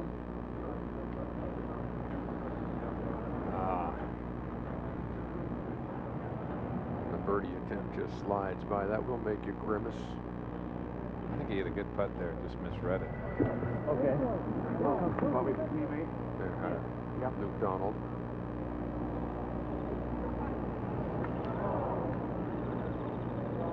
Another bogey at 18. 1 under par, 71 for Luke.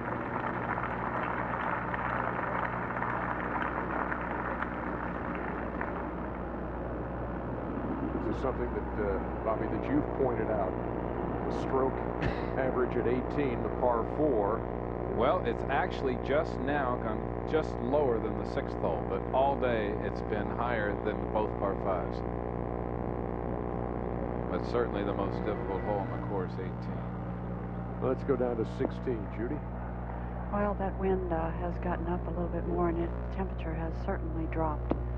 Big 256 yards here. The young man with the 3-wood.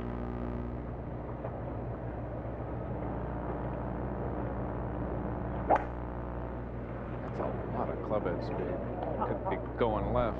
Yeah, it needs to cut. It started left. I don't know if he was trying to turn it back that way, but just stayed on that line. And he got it near hole high, Judy.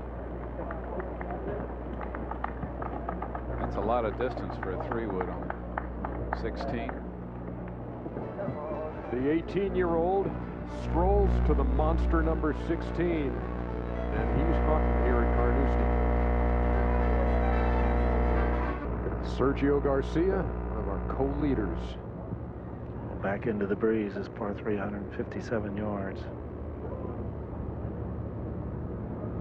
Has a 7-iron now. Been a popular club there today. You can see he just kind of sawed it off just left of the flag. Good looking shot. Distance is perfect.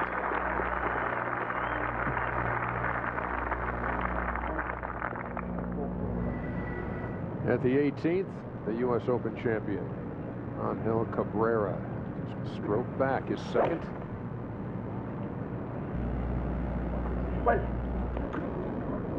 Walking after it as usual. Beautiful shot. How about that? Only 15% of the field today able to find the 18th green in regulation. Majority of those that haven't found it can't reach it. Yeah. Playing really long, and the wind's not really even blowing that hard, Bobby. It's cold, and there's a bit of a breeze there, but Yeah. if the wind picks up, 18 is just going to be a monster. You know, that's the thing. A lot of people don't realize that the cold, how much longer the course plays. As we look at Mickelson for eagle at 14. Excellent opportunity here.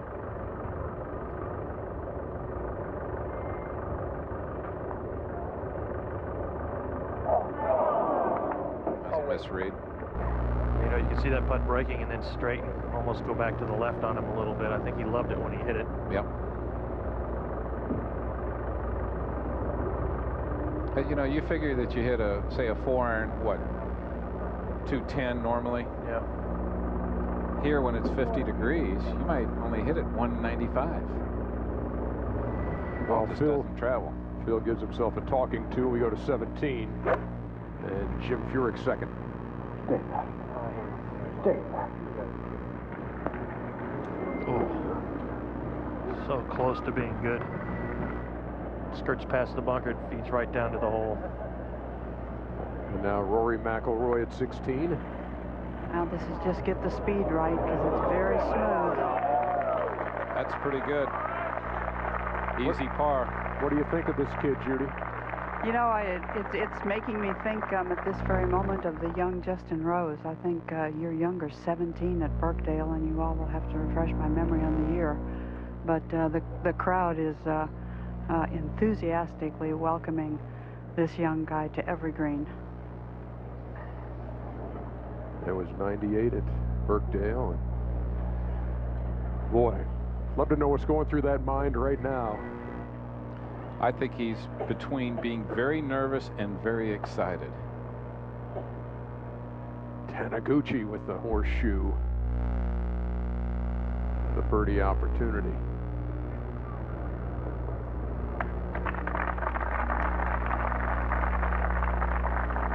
Still 2 under, 2 back. The lead shared by McGinley and Garcia.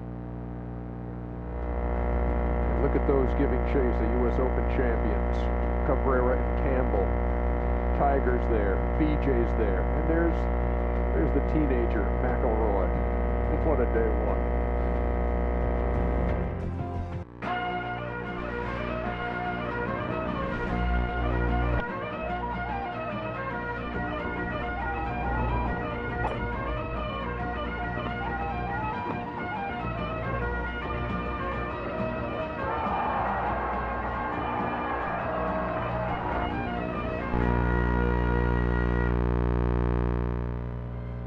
Approaching the dinner hour here in Scotland. Thanks for spending your day with us for round 1 of the Open Championship. Our second round coverage begins tomorrow, 7 a.m. Eastern Time, and another 7 hours plus here from Carnoustie. And there's what you aim for from the 18th tee, the Oxford Hotels and Inns clock.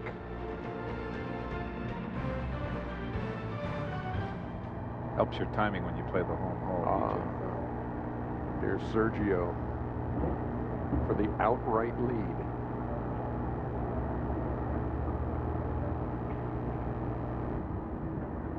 Switch his putter head release. Perfect. And he makes it. So far, so good. You've done a lot of putting with that belly putter, long putter. I was the first one to bring it out back in the mixed team in '99 and played really well. It was very popular. Lost in the playoffs. And the first week I used it was the Hawaiian Open, and ended up winning by 7 shots. So next thing you know, the belly putter became a popular device. But it's a very good thing if you can figure it out. I wanted to call it automatic release, not belly, but it became a belly putter. Chance for Cabrera to finish with a flourish, but his birdie putt rolls by. Oh, I'm just curious, where did you get the idea to do that? I was just messing around in the pro shop at my home course, and a guy had a putter. He was a short guy, and he had a putter. It was a very long putter, and I just grabbed it and put it in my belly button and started putting around and making everything, you know, just hitting every little piece of furniture in the pro shop. And off I went. The third for Furyk at the 17th. You know, there were guys over the years that kind of experimented with different things. I remember Larry Rinker used to put it under his armpit and putt.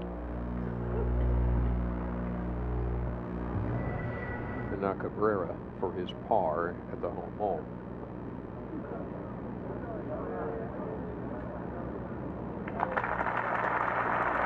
Solid first round for Angel Cabrera, 300 par 68. At this moment, 2 behind the leader, Sergio Garcia, who gets into the teeth of Carnoustie here in the next few minutes. Phil Mickelson has gotten it back to even par with his birdie. You see BJ, Jim Furyk, major champions, along with Retief Goosen. At the 17th, Jim Furyk for his par. He's so good on these. so consistent. Stays at 2 under. 3 back. Heads to 18.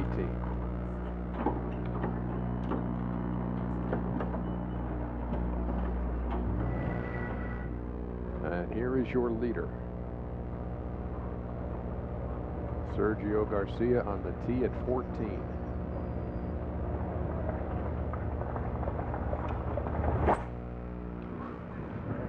He made the divot after the ball. I love it. Yeah, good looking tee shot here, Bobby.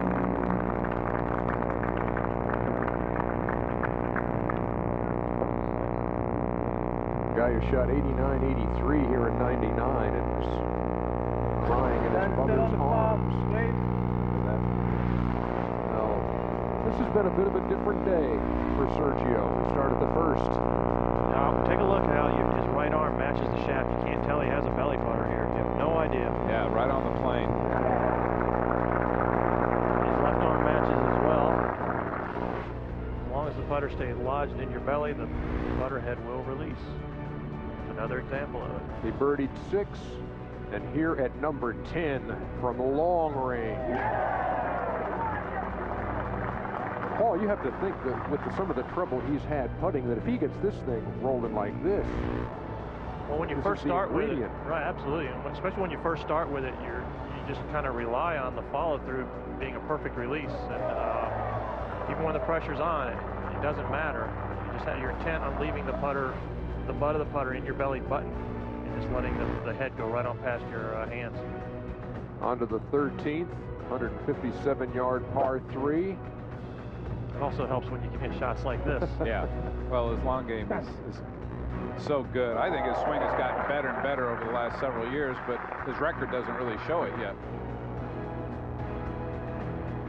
And after what we've seen all day, look at this the was path. almost a given. Yeah, that path is beautiful. Straight back, straight through.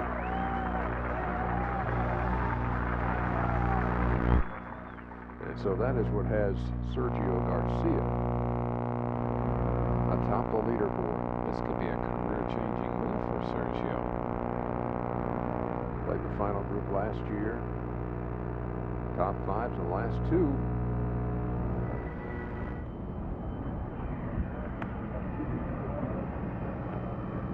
Now Mickelson.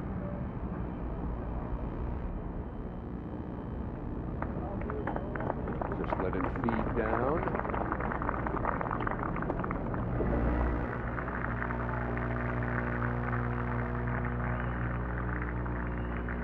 And now Rory McIlroy at 17. His second. It is right downwind, 232 yards, a high. Little cut 5-iron. That'll feed down nicely and slow down. Into the bold green. Will it hang? No. A false back.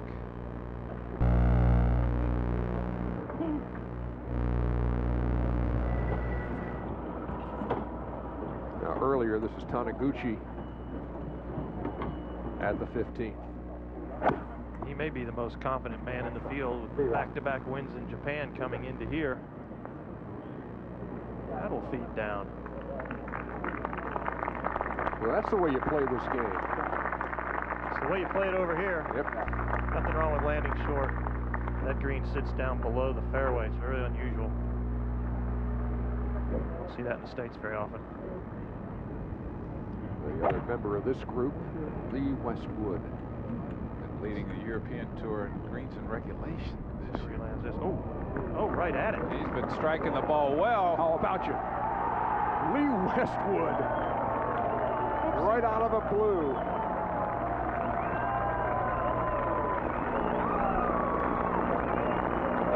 Wow. That's the first 2 at 15 today. Add him to the mix, too. The chase continues here on day 1. Sergio has the lead, but it's by no means safe. Here at Carnoustie, Sergio Garcia leads as he plays the 14th. Paul McGinley earlier on today with a 67. The U.S. Open champion, the reigning U.S. Open champion, Angel Cabrera, lurking. He's done for the day, and now here's Sergio. 2:56 left of the flag, back into the breeze. There's a good look at what you cannot see, which is the green. You just try to take it over the middle of the spectacles, hopefully through the gap. That's a nice shot. You actually got a better visual from back there on your second shot than you do should you lay it up short of the spectacles. For sure. And now Phil Mickelson.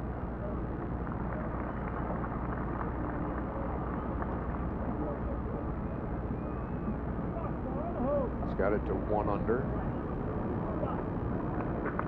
He'll stay there provided he's able to take care of that bit of business.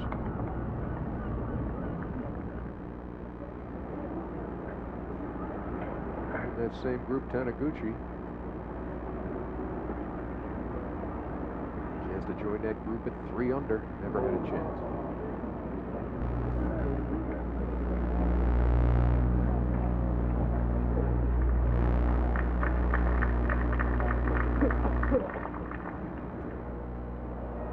And there's the view at 17. That's where the kid is playing. Not Roy McIlroy, but Rory McIlroy. There'll be a few stories said about him and relating him to Tin Cup. Yeah, I mean, TNT's had Tin Cup on before, I think, but this is the Open Championship, and that is the teenager, Rory McIlroy. Y'all could not resist that, could you? We fought it off for about an hour and a half here, Judy. Well, there's a big up and then back down in this spot. Big ridge.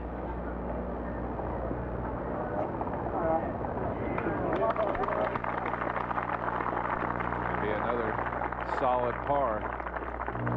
It's no fluke. He's got that club right on plane. Yeah. It's a beautiful golf swing. Really, I really like his golf swing. Not only does he get it on plane, but he starts down with a lot of lag, sustains it, and has a tremendous amount of hip rotation and club head speed through impact. A lot of kids that young aren't able to hold it off like he can. He's got the strength, too. From the 18-year-old to the 18th hole here at Carnoustie, and Padraig Harrington for his par for a first round 69.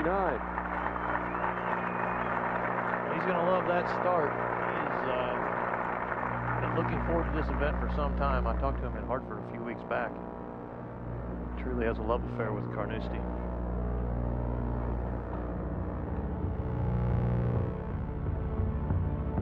The first round drama continues at Carnoustie. Sergio Garcia by himself at the top of the leaderboard. There's some tough terrain ahead for him.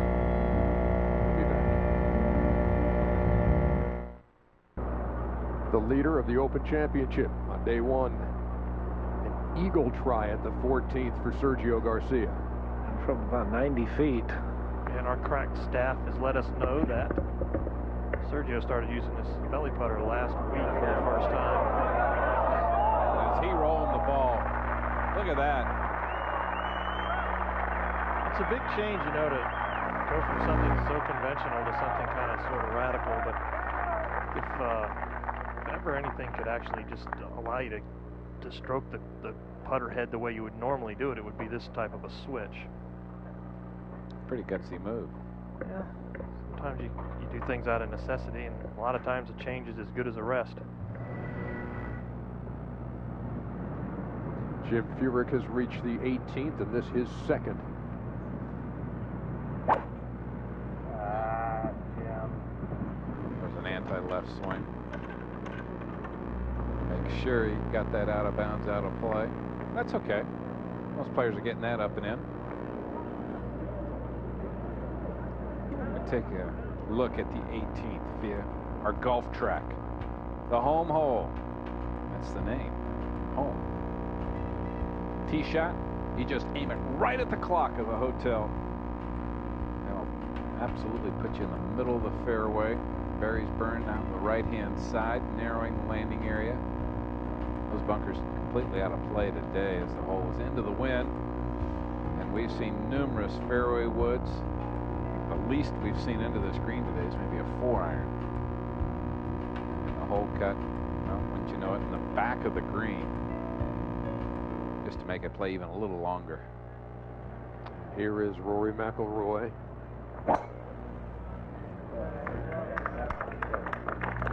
is an all-important tee shot, and he threaded it right up the gut. I'm telling you, this is everything about it is sound. The grip is beautiful, his setup's beautiful, and he's got the fastest move through the ball that I've seen in a long time. All right, Judy, I'm going to put you on the spot. If he turned pro today, went out on the U.S. PGA Tour, where would he finish on the money list?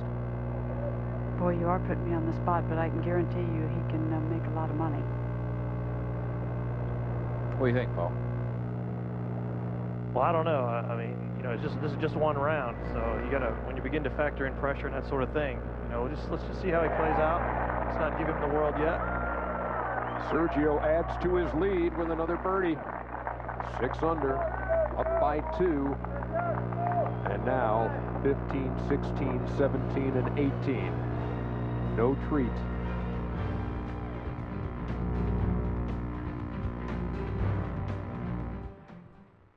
We're back. VJ at the 17th. Trying to work it left to right. Yeah, That's that the would be favorite ideal. shape of shot. Sorry, Bobby. Yep. He didn't like it, but you know, that's going to be pretty good.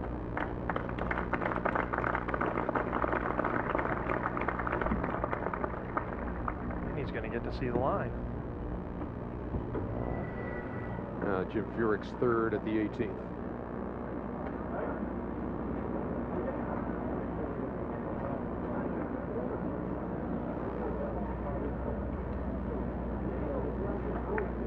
A little work left.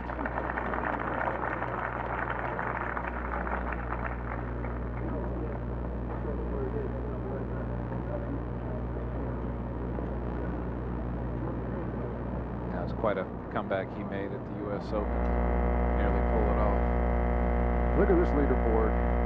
Sergio Garcia, Paul McGinley. You got U.S. Open champions Cabrera and Campbell. You got the teenager McIlroy. You got the best player ever from Austria, Marcus Breyer. That pronouncement was made earlier today by Bobby Clampett. Who's going to argue? Brett Quigley making the move 3 under as he plays number 14. Then Furyk hanging around right there. Harrington, 69. Phil Mickelson, 3 to play, 1 under. VJ Singh right there with a couple left. And KJ Choi has had a great year. Earlier today with a 69. This is good stuff. This is setting the stage on day 1 for some good stuff in the next 3 days. So much dependent too on what kind of weather greets them tomorrow. Still have a lot of unfinished business here though on day 1 here on TNT. This for par for Furyk. Can he do it again? His third one of these for par in a row.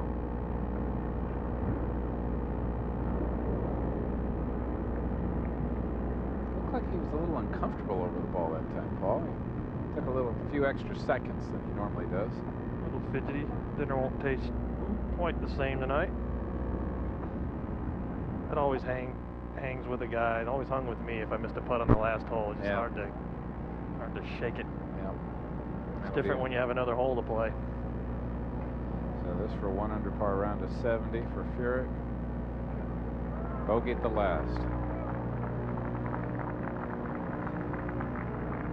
And right now, that's 5 off the pace. Think it might lead him to practice a little harder this afternoon? And, you know, he loves practice. We'll see, though. It's kind of cold out there now, though.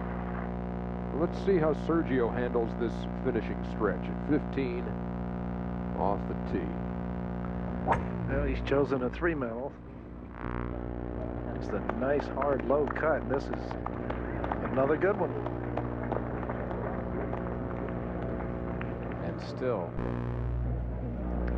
actually we have 3 players now today who have played the final 4 holes 1 under. Angel Cabrera, the most recent.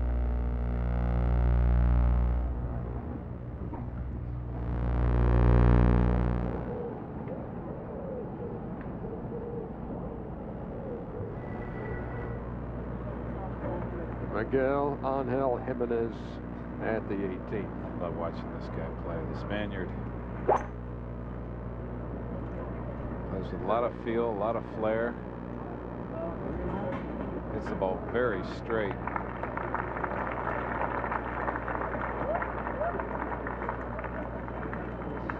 That's a good shot to miss the green. Just doesn't seem right, does it? No. Hit a driver right down the middle of the fairway. You nail a 3-wood right up in the middle of the green and it rolls off. How hard of a par 4 can you have?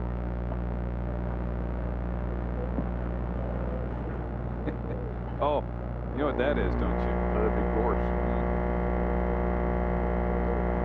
That'd be a leaderboard showing Sergio Garcia up by 2. See the Rory McIlroy, the amateur, at 3 under as he plays the 18th. It's a big tee shot, Judy. Just watch the swing plane, folks. This club is right on line at the top. And look at the lightning speed through impact. Beautiful shot. I know it's only round 1, but I can assure you that as he makes his way to 18, this kid's going to hear it. I mean, this has been a wonderful performance. He's hit some real quality shots. I'm very impressed with his golf swing and his game. Let's not forget he missed about a 2-footer for birdie on 13 as well. You're right. There's Taniguchi. Ooh. The 16th. Now this is just a matter of trying to get it out into the fairway. Yeah, clear the top of that bunker is your main objective here. Uh-oh. He didn't do it. Tried to actually, you could tell he tried to actually get that ball to go a great distance, and he paid a heavy, heavy price. Okay. Now taking no time at all to hit the next one. This is a blast.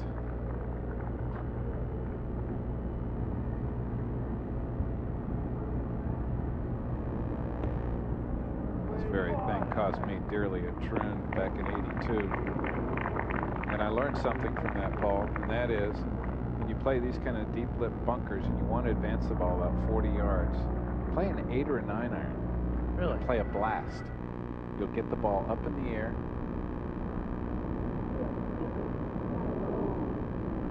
VJ within a whisker at 17.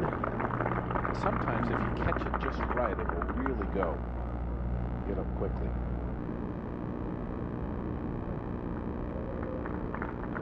They'll go to the 18th at 1 under. And the leader at 15. Stay there. Now that was from 200. Ooh, and actually got a nice little kick there. He's hitting some quality shots, isn't he, Billy? Well, he's dialing it in right now, Bobby. Birdie try now at the 16th for Phil Mickelson.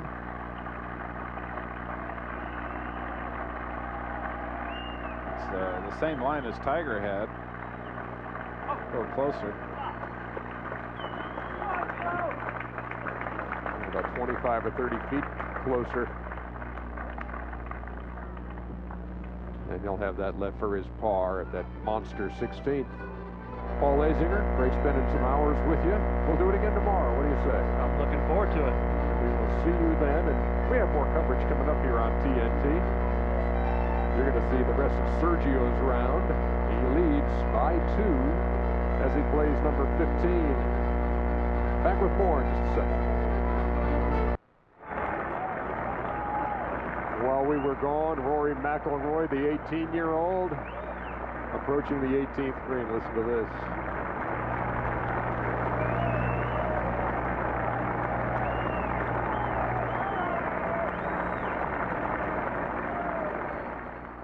"25 years separating him and Jimenez. And that's the 3rd for McIlroy. That tap in for par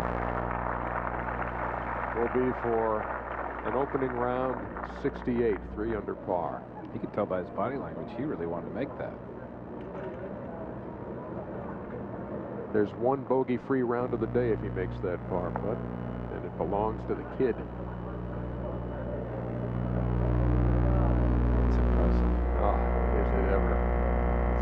Garcia leading.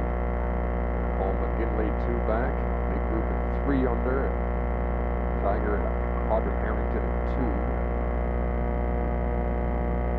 At 1 under, you see the name of Jim Furyk. He's done with 70, and he's with Junior. Another bogey at 18 probably doesn't leave a very good taste, but all in all, it was a pretty terrific afternoon for you. I played pretty solid.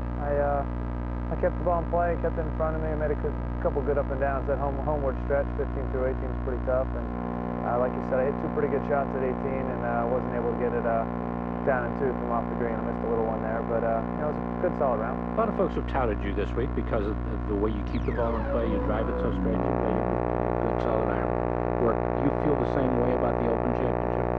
I think course depending.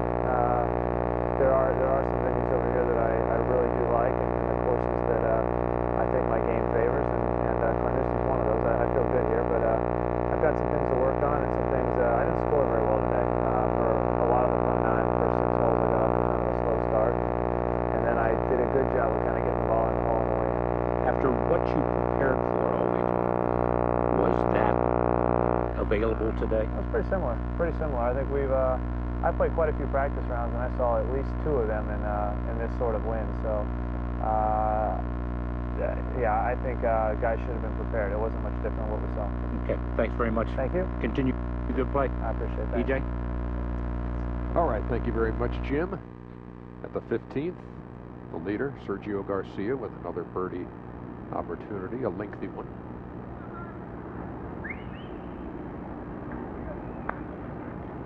Another good-looking stroke.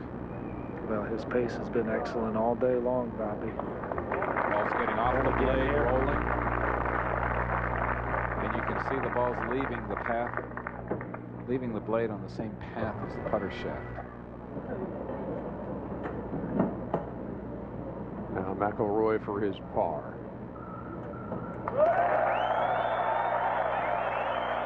What a moment.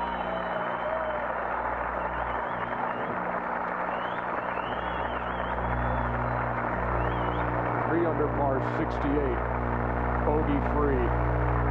Don't wake up, kid. Wow, what a day. He's going to be a name to remember for a long time. A couple of years ago, he stopped playing junior events. He's with the big guys now, and more than holding his own on day 1. You'll hear from him when we come back. The Open Championship, day 1. Sergio's on top. He's got U.S. Open champions in the mix. And you got Rory McIlroy. We'll be back.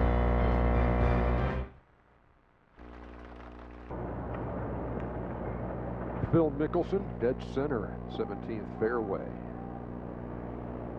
Ready to play his second. Tougher shot for a left-hander. Shot du jour here in the second. It's been a left to right high fade. He's going to have to hit a high draw, but he's got that one. You can see he's going to lean it back a little bit and get it way up in the air. That's what we talked about. This is aerial links. Not every hole is a run-up shot. And it'll be even more so that way should the course firm up.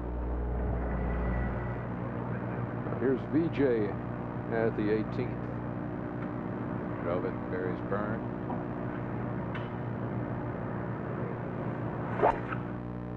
Oh, there's a late release. Now there's a hang back. 4 right. Ooh! In the upper deck. Fortunately for VJ, that stayed up there, so it'll be a free drop.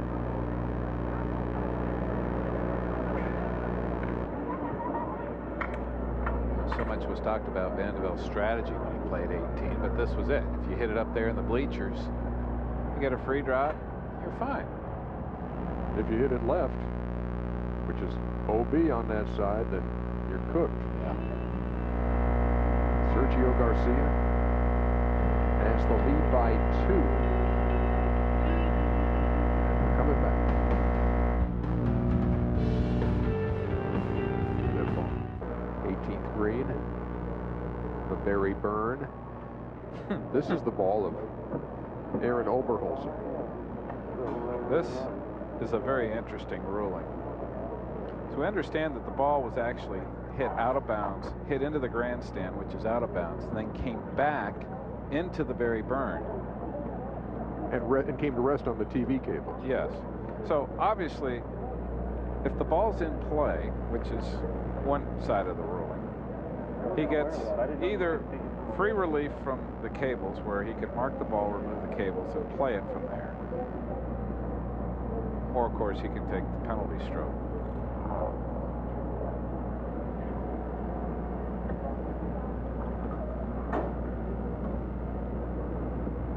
But even removing those cables, he wouldn't have a shot. But the interesting thing is, where did the ball last cross the margin of the hazard if it came in from out of bounds? Meantime, on the other side, VJ's taken his drop from the grandstand. And that's for par. Yeah. See, I mean, that just makes Van de Velde's break seem that much more as, I think, the worst break in the history of major championship golf. Because he didn't do anything differently than what VJ just did. The Sergio fan club there, watching the leader of the Open Championship. A little less wind right now. Still right to left, 256. Watch him take this divot right after the ball.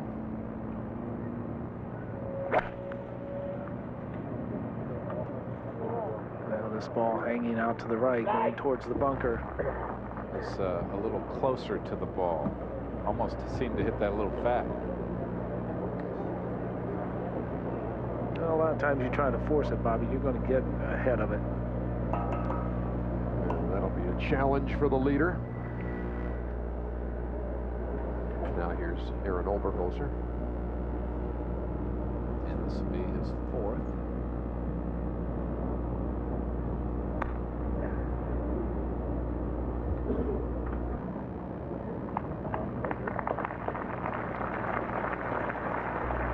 Try to limit the damage with that putt here at 18. I have honestly never seen that ruling before. Should a ball come back into the hazard from out of bounds and not cross the margin of the hazard from inbounds? Is the ball applied? Obviously so. Phil urging that one on.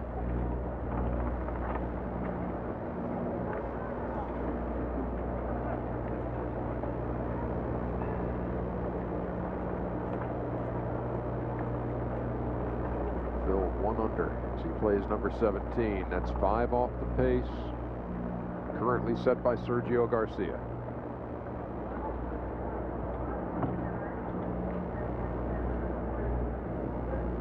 Once upon a time today, John Daly led the Open Championship by himself, and then an implosion on the inward 9.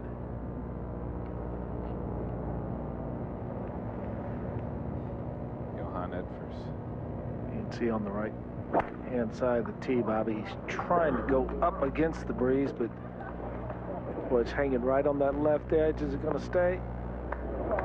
Yep. Looked like a good shot, Bobby. Yeah, it's in good shape.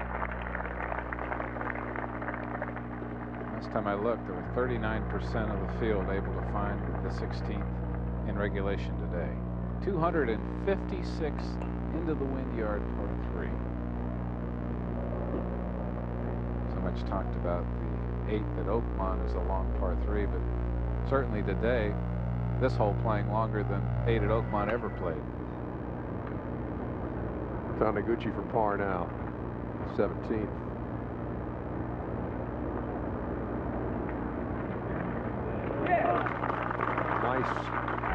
Nicely done.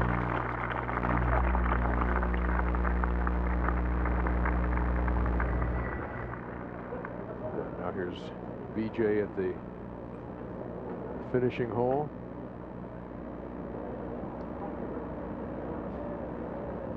And this will be for bogey. Remember, he drove it into Barry's Burn, took the penalty drop. Third was in the grandstand.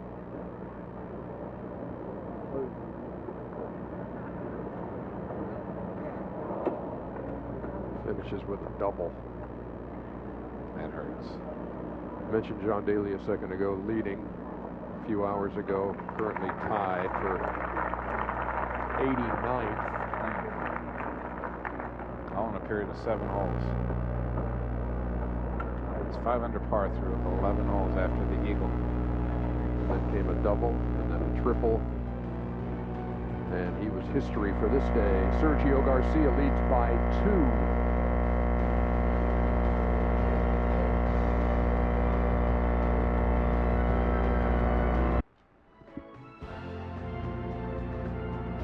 The leader here on day 1 is Sergio Garcia.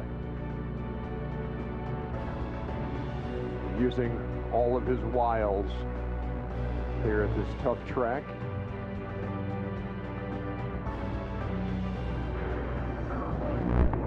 And one of those high-faced bunkers here at the demanding par 3/16. Long bunker shot too. Yeah, and Bobby, this, you know, even though it's late in the day, the sand's still kind of wet. Ball's sitting down a little bit. It's pretty good. About 15 feet. That remaining for par.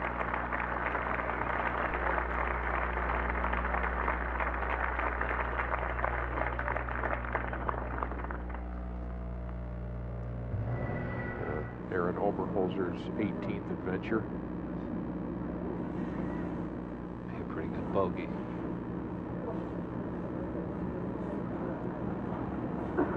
It is a good bogey.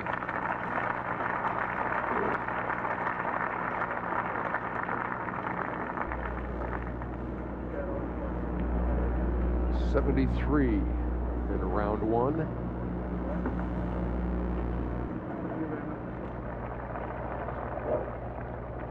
And we go back to the tee at 18.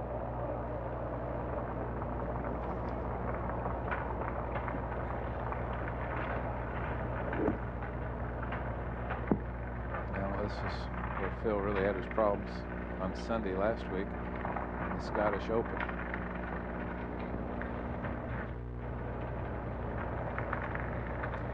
The driver.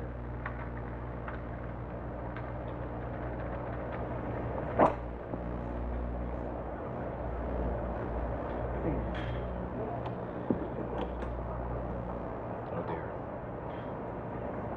I believe that's one of the new mounds. It looks pretty gnarly down there. And that'll just be a pitch up.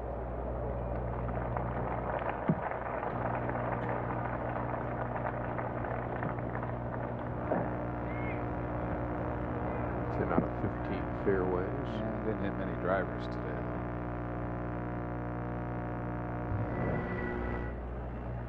Now back to 16, and Sergio surveys his par putt.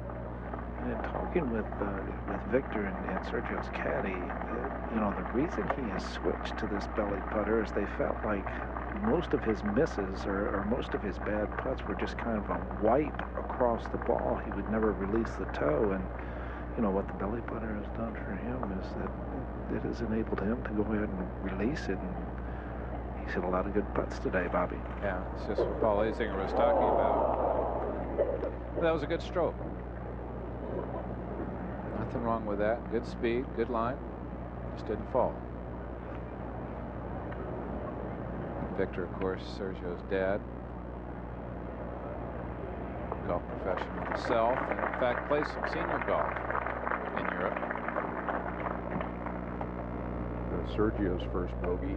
Let me ask you, given the fact that he went to that last week, preceding a major championship, are you surprised he's had the success today that he's had with it?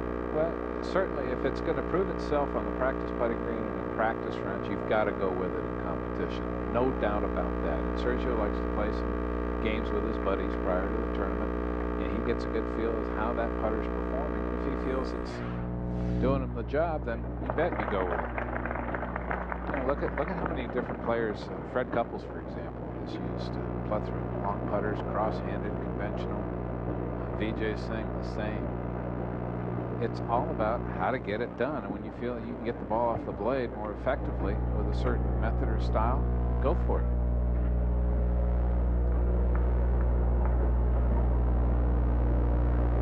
Sergio They'll change that score to 5 under through 16, and his lead will be down to 1 over Paul McGinley. Rory McIlroy, page 1 of the leaderboard. The 18-year-old is with Jim Newman. Rory, I know that you're a confident young man, but in your wildest dreams? Yeah, I know. This is just awesome. I mean, I really enjoyed myself out there today, and I played some really good golf, playing Carnoustie with no bogeys on your card, shooting 68. Probably the toughest open course. It's pretty good. Let's take a look at some of your highlights from what has got to be one of your most special rounds ever. This starting on the 13th.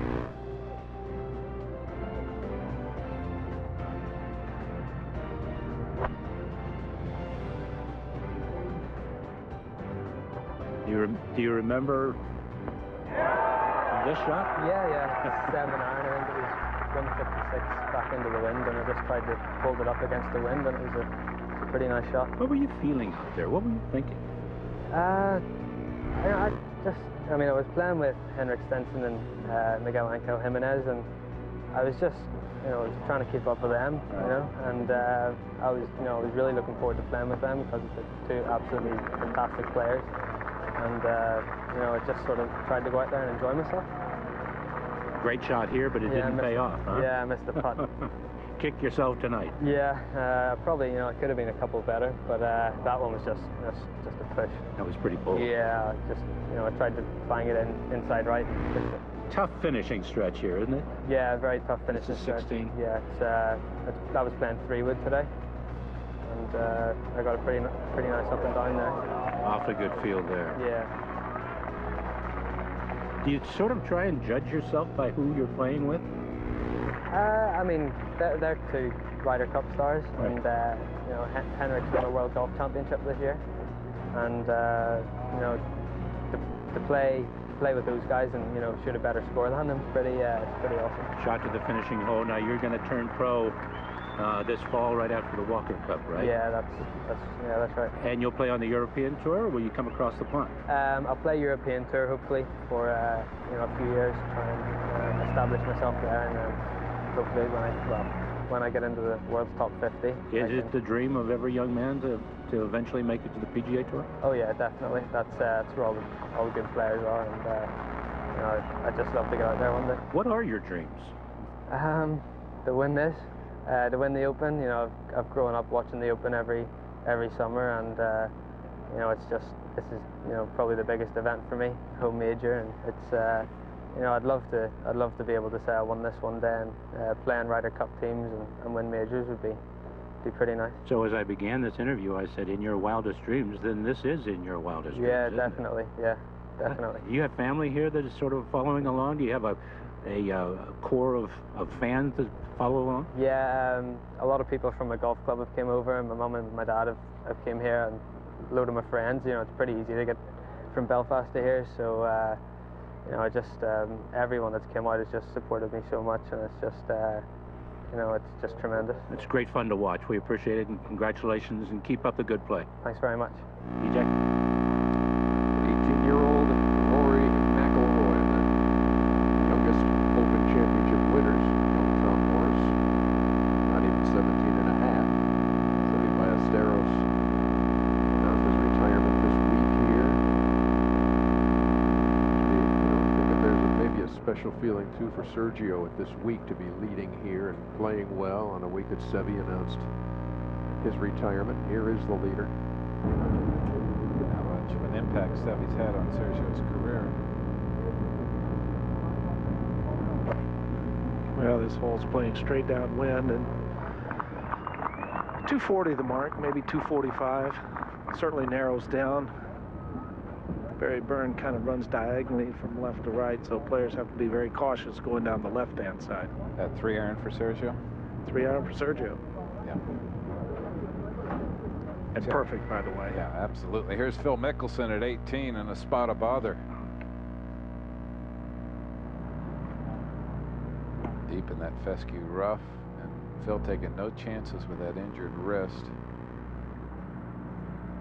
One-handing it out. He adopted that shot out of the deep rough at Oakmont. That's just a precautionary move. He could go at it harder, but he knows the danger of re-injuring the wrist isn't worth an extra 10 yards out of the rough. Just a stroll at Carnoustie for Sergio Garcia. His lead, 1. As he plays number 17. Coming right back.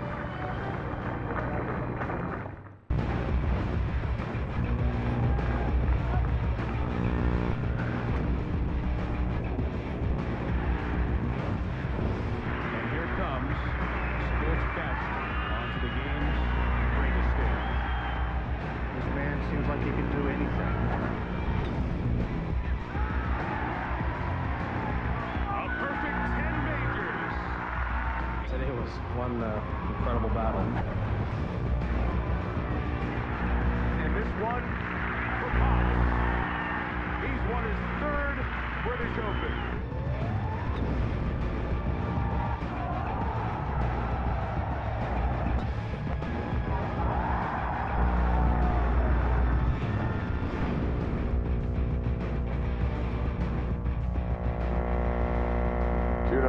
Tune into TNT tomorrow for round 2 of the Open Championship here at Carnoustie. Coverage begins at 7 a.m. Eastern Time. Tiger goes off at 9:20 a.m. Eastern Time. He's got the late time here in Scotland, 2:20 tomorrow. We go to the 17th and Sergio's second. 218 yards down breeze. Cut 5 or 6? No, that's a huge 6-iron and a pretty good looking line right here, Bobby. Great looking shot. One of the best of the day at 17.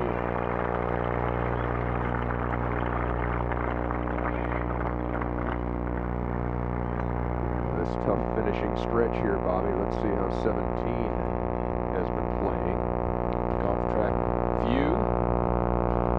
Players laying up short of Harry's burn off the tee and the right-hand side.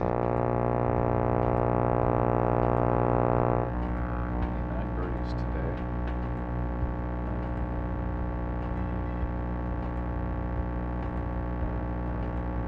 Excellent opportunity awaits Sergio as we go to 18, and Mickelson's 3rd from that semi-rough. Oh, knockdown shot. Okay. Didn't release. I like the play. Keep it out of the wind. Whenever you have a back hole location, you want to take the trajectory and the spin off of it when playing into the wind, especially when so much danger lurks left of the green.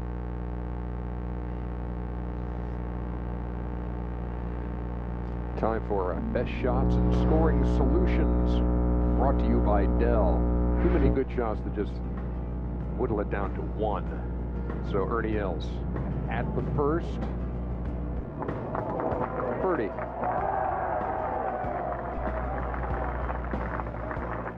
Now this is Tiger at the 16th. 80-footer.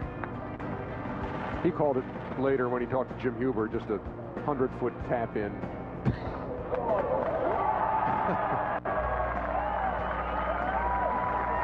Bombs away. This was when times were good today for John Daly. This was the apex of his day at the 11th, 2 hops and in the hole, and the lead at the Open.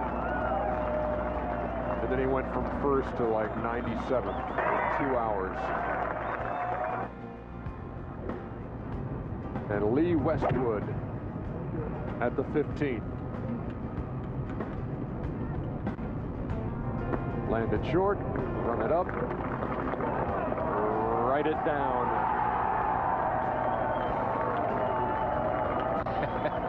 Eagle at the 15th. The best shots and scoring solutions brought to you by Dell from round 1 of the Open Championship. And I'm going to go here at the 18th of this for par for Phil.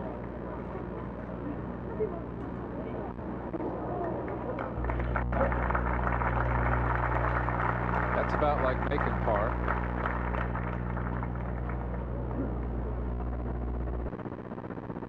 For a long while today, pars at 18 as there were double bogeys. Even par round of 71. Right now, 5 back.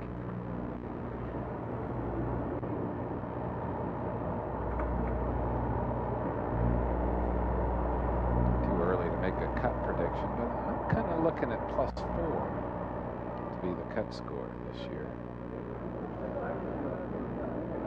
He's somewhere in there. Par put ahead for Lee Westwood here. 2 overs currently tied for 66th.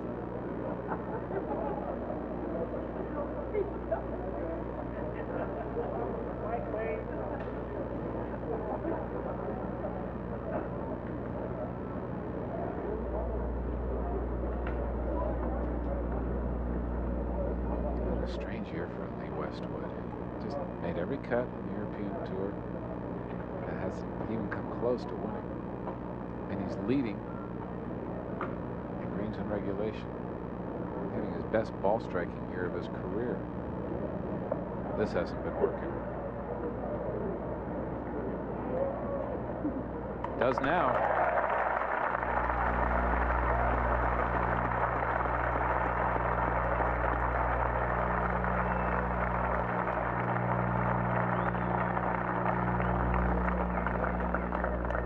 Still in search of that elusive first major, Lee Westwood.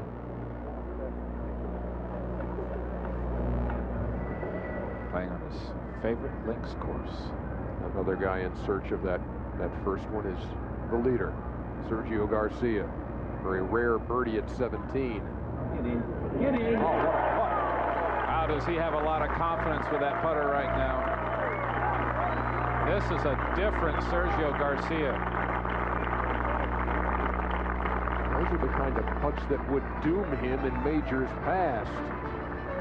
He's rolling it so well here on day one. He leads by 2 at the Open.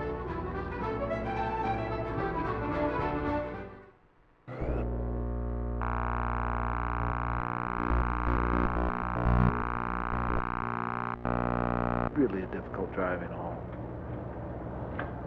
Just a 32-yard wide fairway. Yeah, this is a beauty, Bobby. Swinging with a lot of confidence right now. Well, he's hitting it solid, and combine it with the fact that, you know, since I joined them back on 12, he really has not hit a bad putt. Yeah, this newfound belly putter. As we look at only 3 players today are under par in the final 4 holes. We talked about that. Tiger, Cabrera, Adam Scott. I'd actually like to add Michael Campbell to that list. Sergio's 4. Sergio currently even through 15, 16, 17. Birdie chance for Boo Weekley. There you go. Hey, Boo.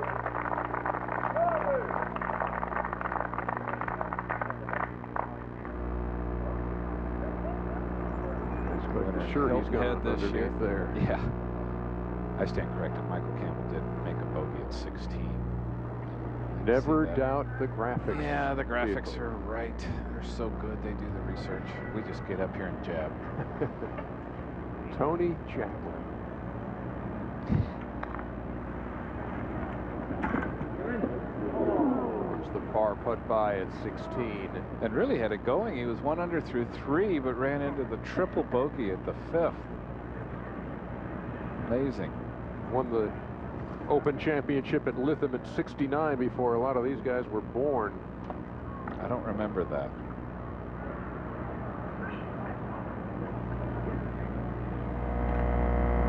Just 63. Sergio at 600, leading by 2 over Paul McKinley, who finished play hours ago.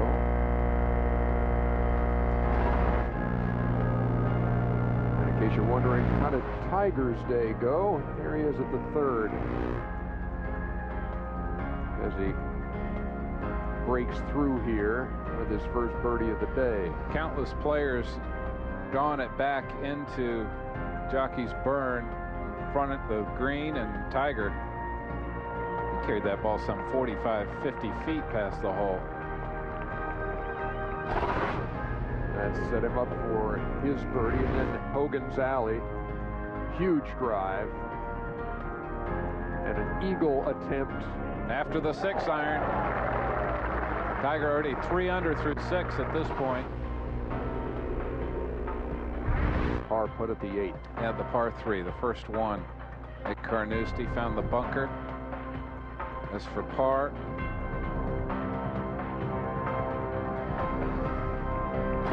gives one back and then gets it right back at 9.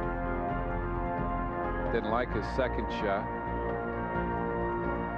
from over 200 yards, but it was within 15 feet and good enough for another birdie. And had it back to 3 under. On to the 12th. The 499-yard par 4.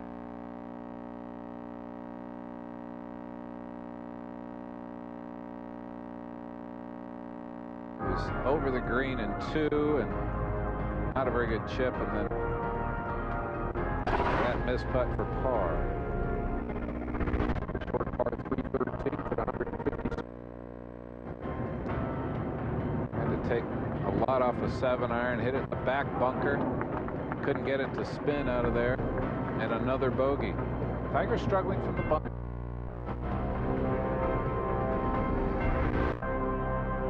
And this at the Mammoth par 3 16th.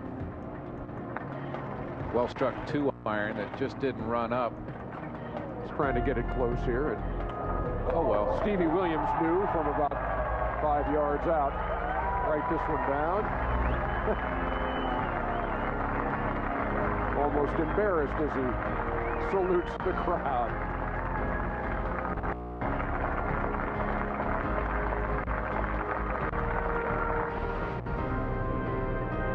There is back at 2 under, and here at the 18th, his second putt. This is a dynamite 3-iron. Solid as can be. Right in the heart of the green. 2-putt 4. Goes out at 33, comes back in at 36. 2 under par 69.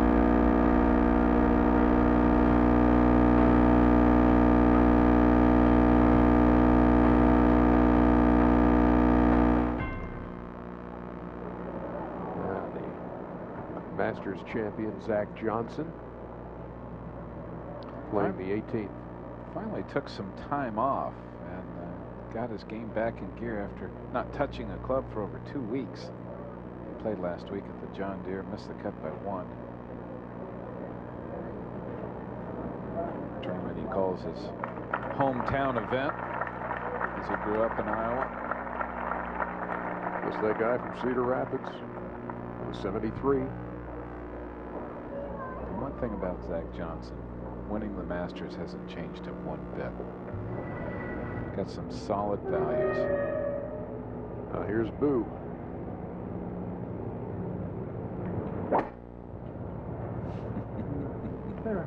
I love Boo Weekley's golf swing. It's so simple, and his dynamics at impact are fantastic. Some of the best on tour. A bit unlucky there. Right at that flag here on 16. And look at it, it is like very still right now.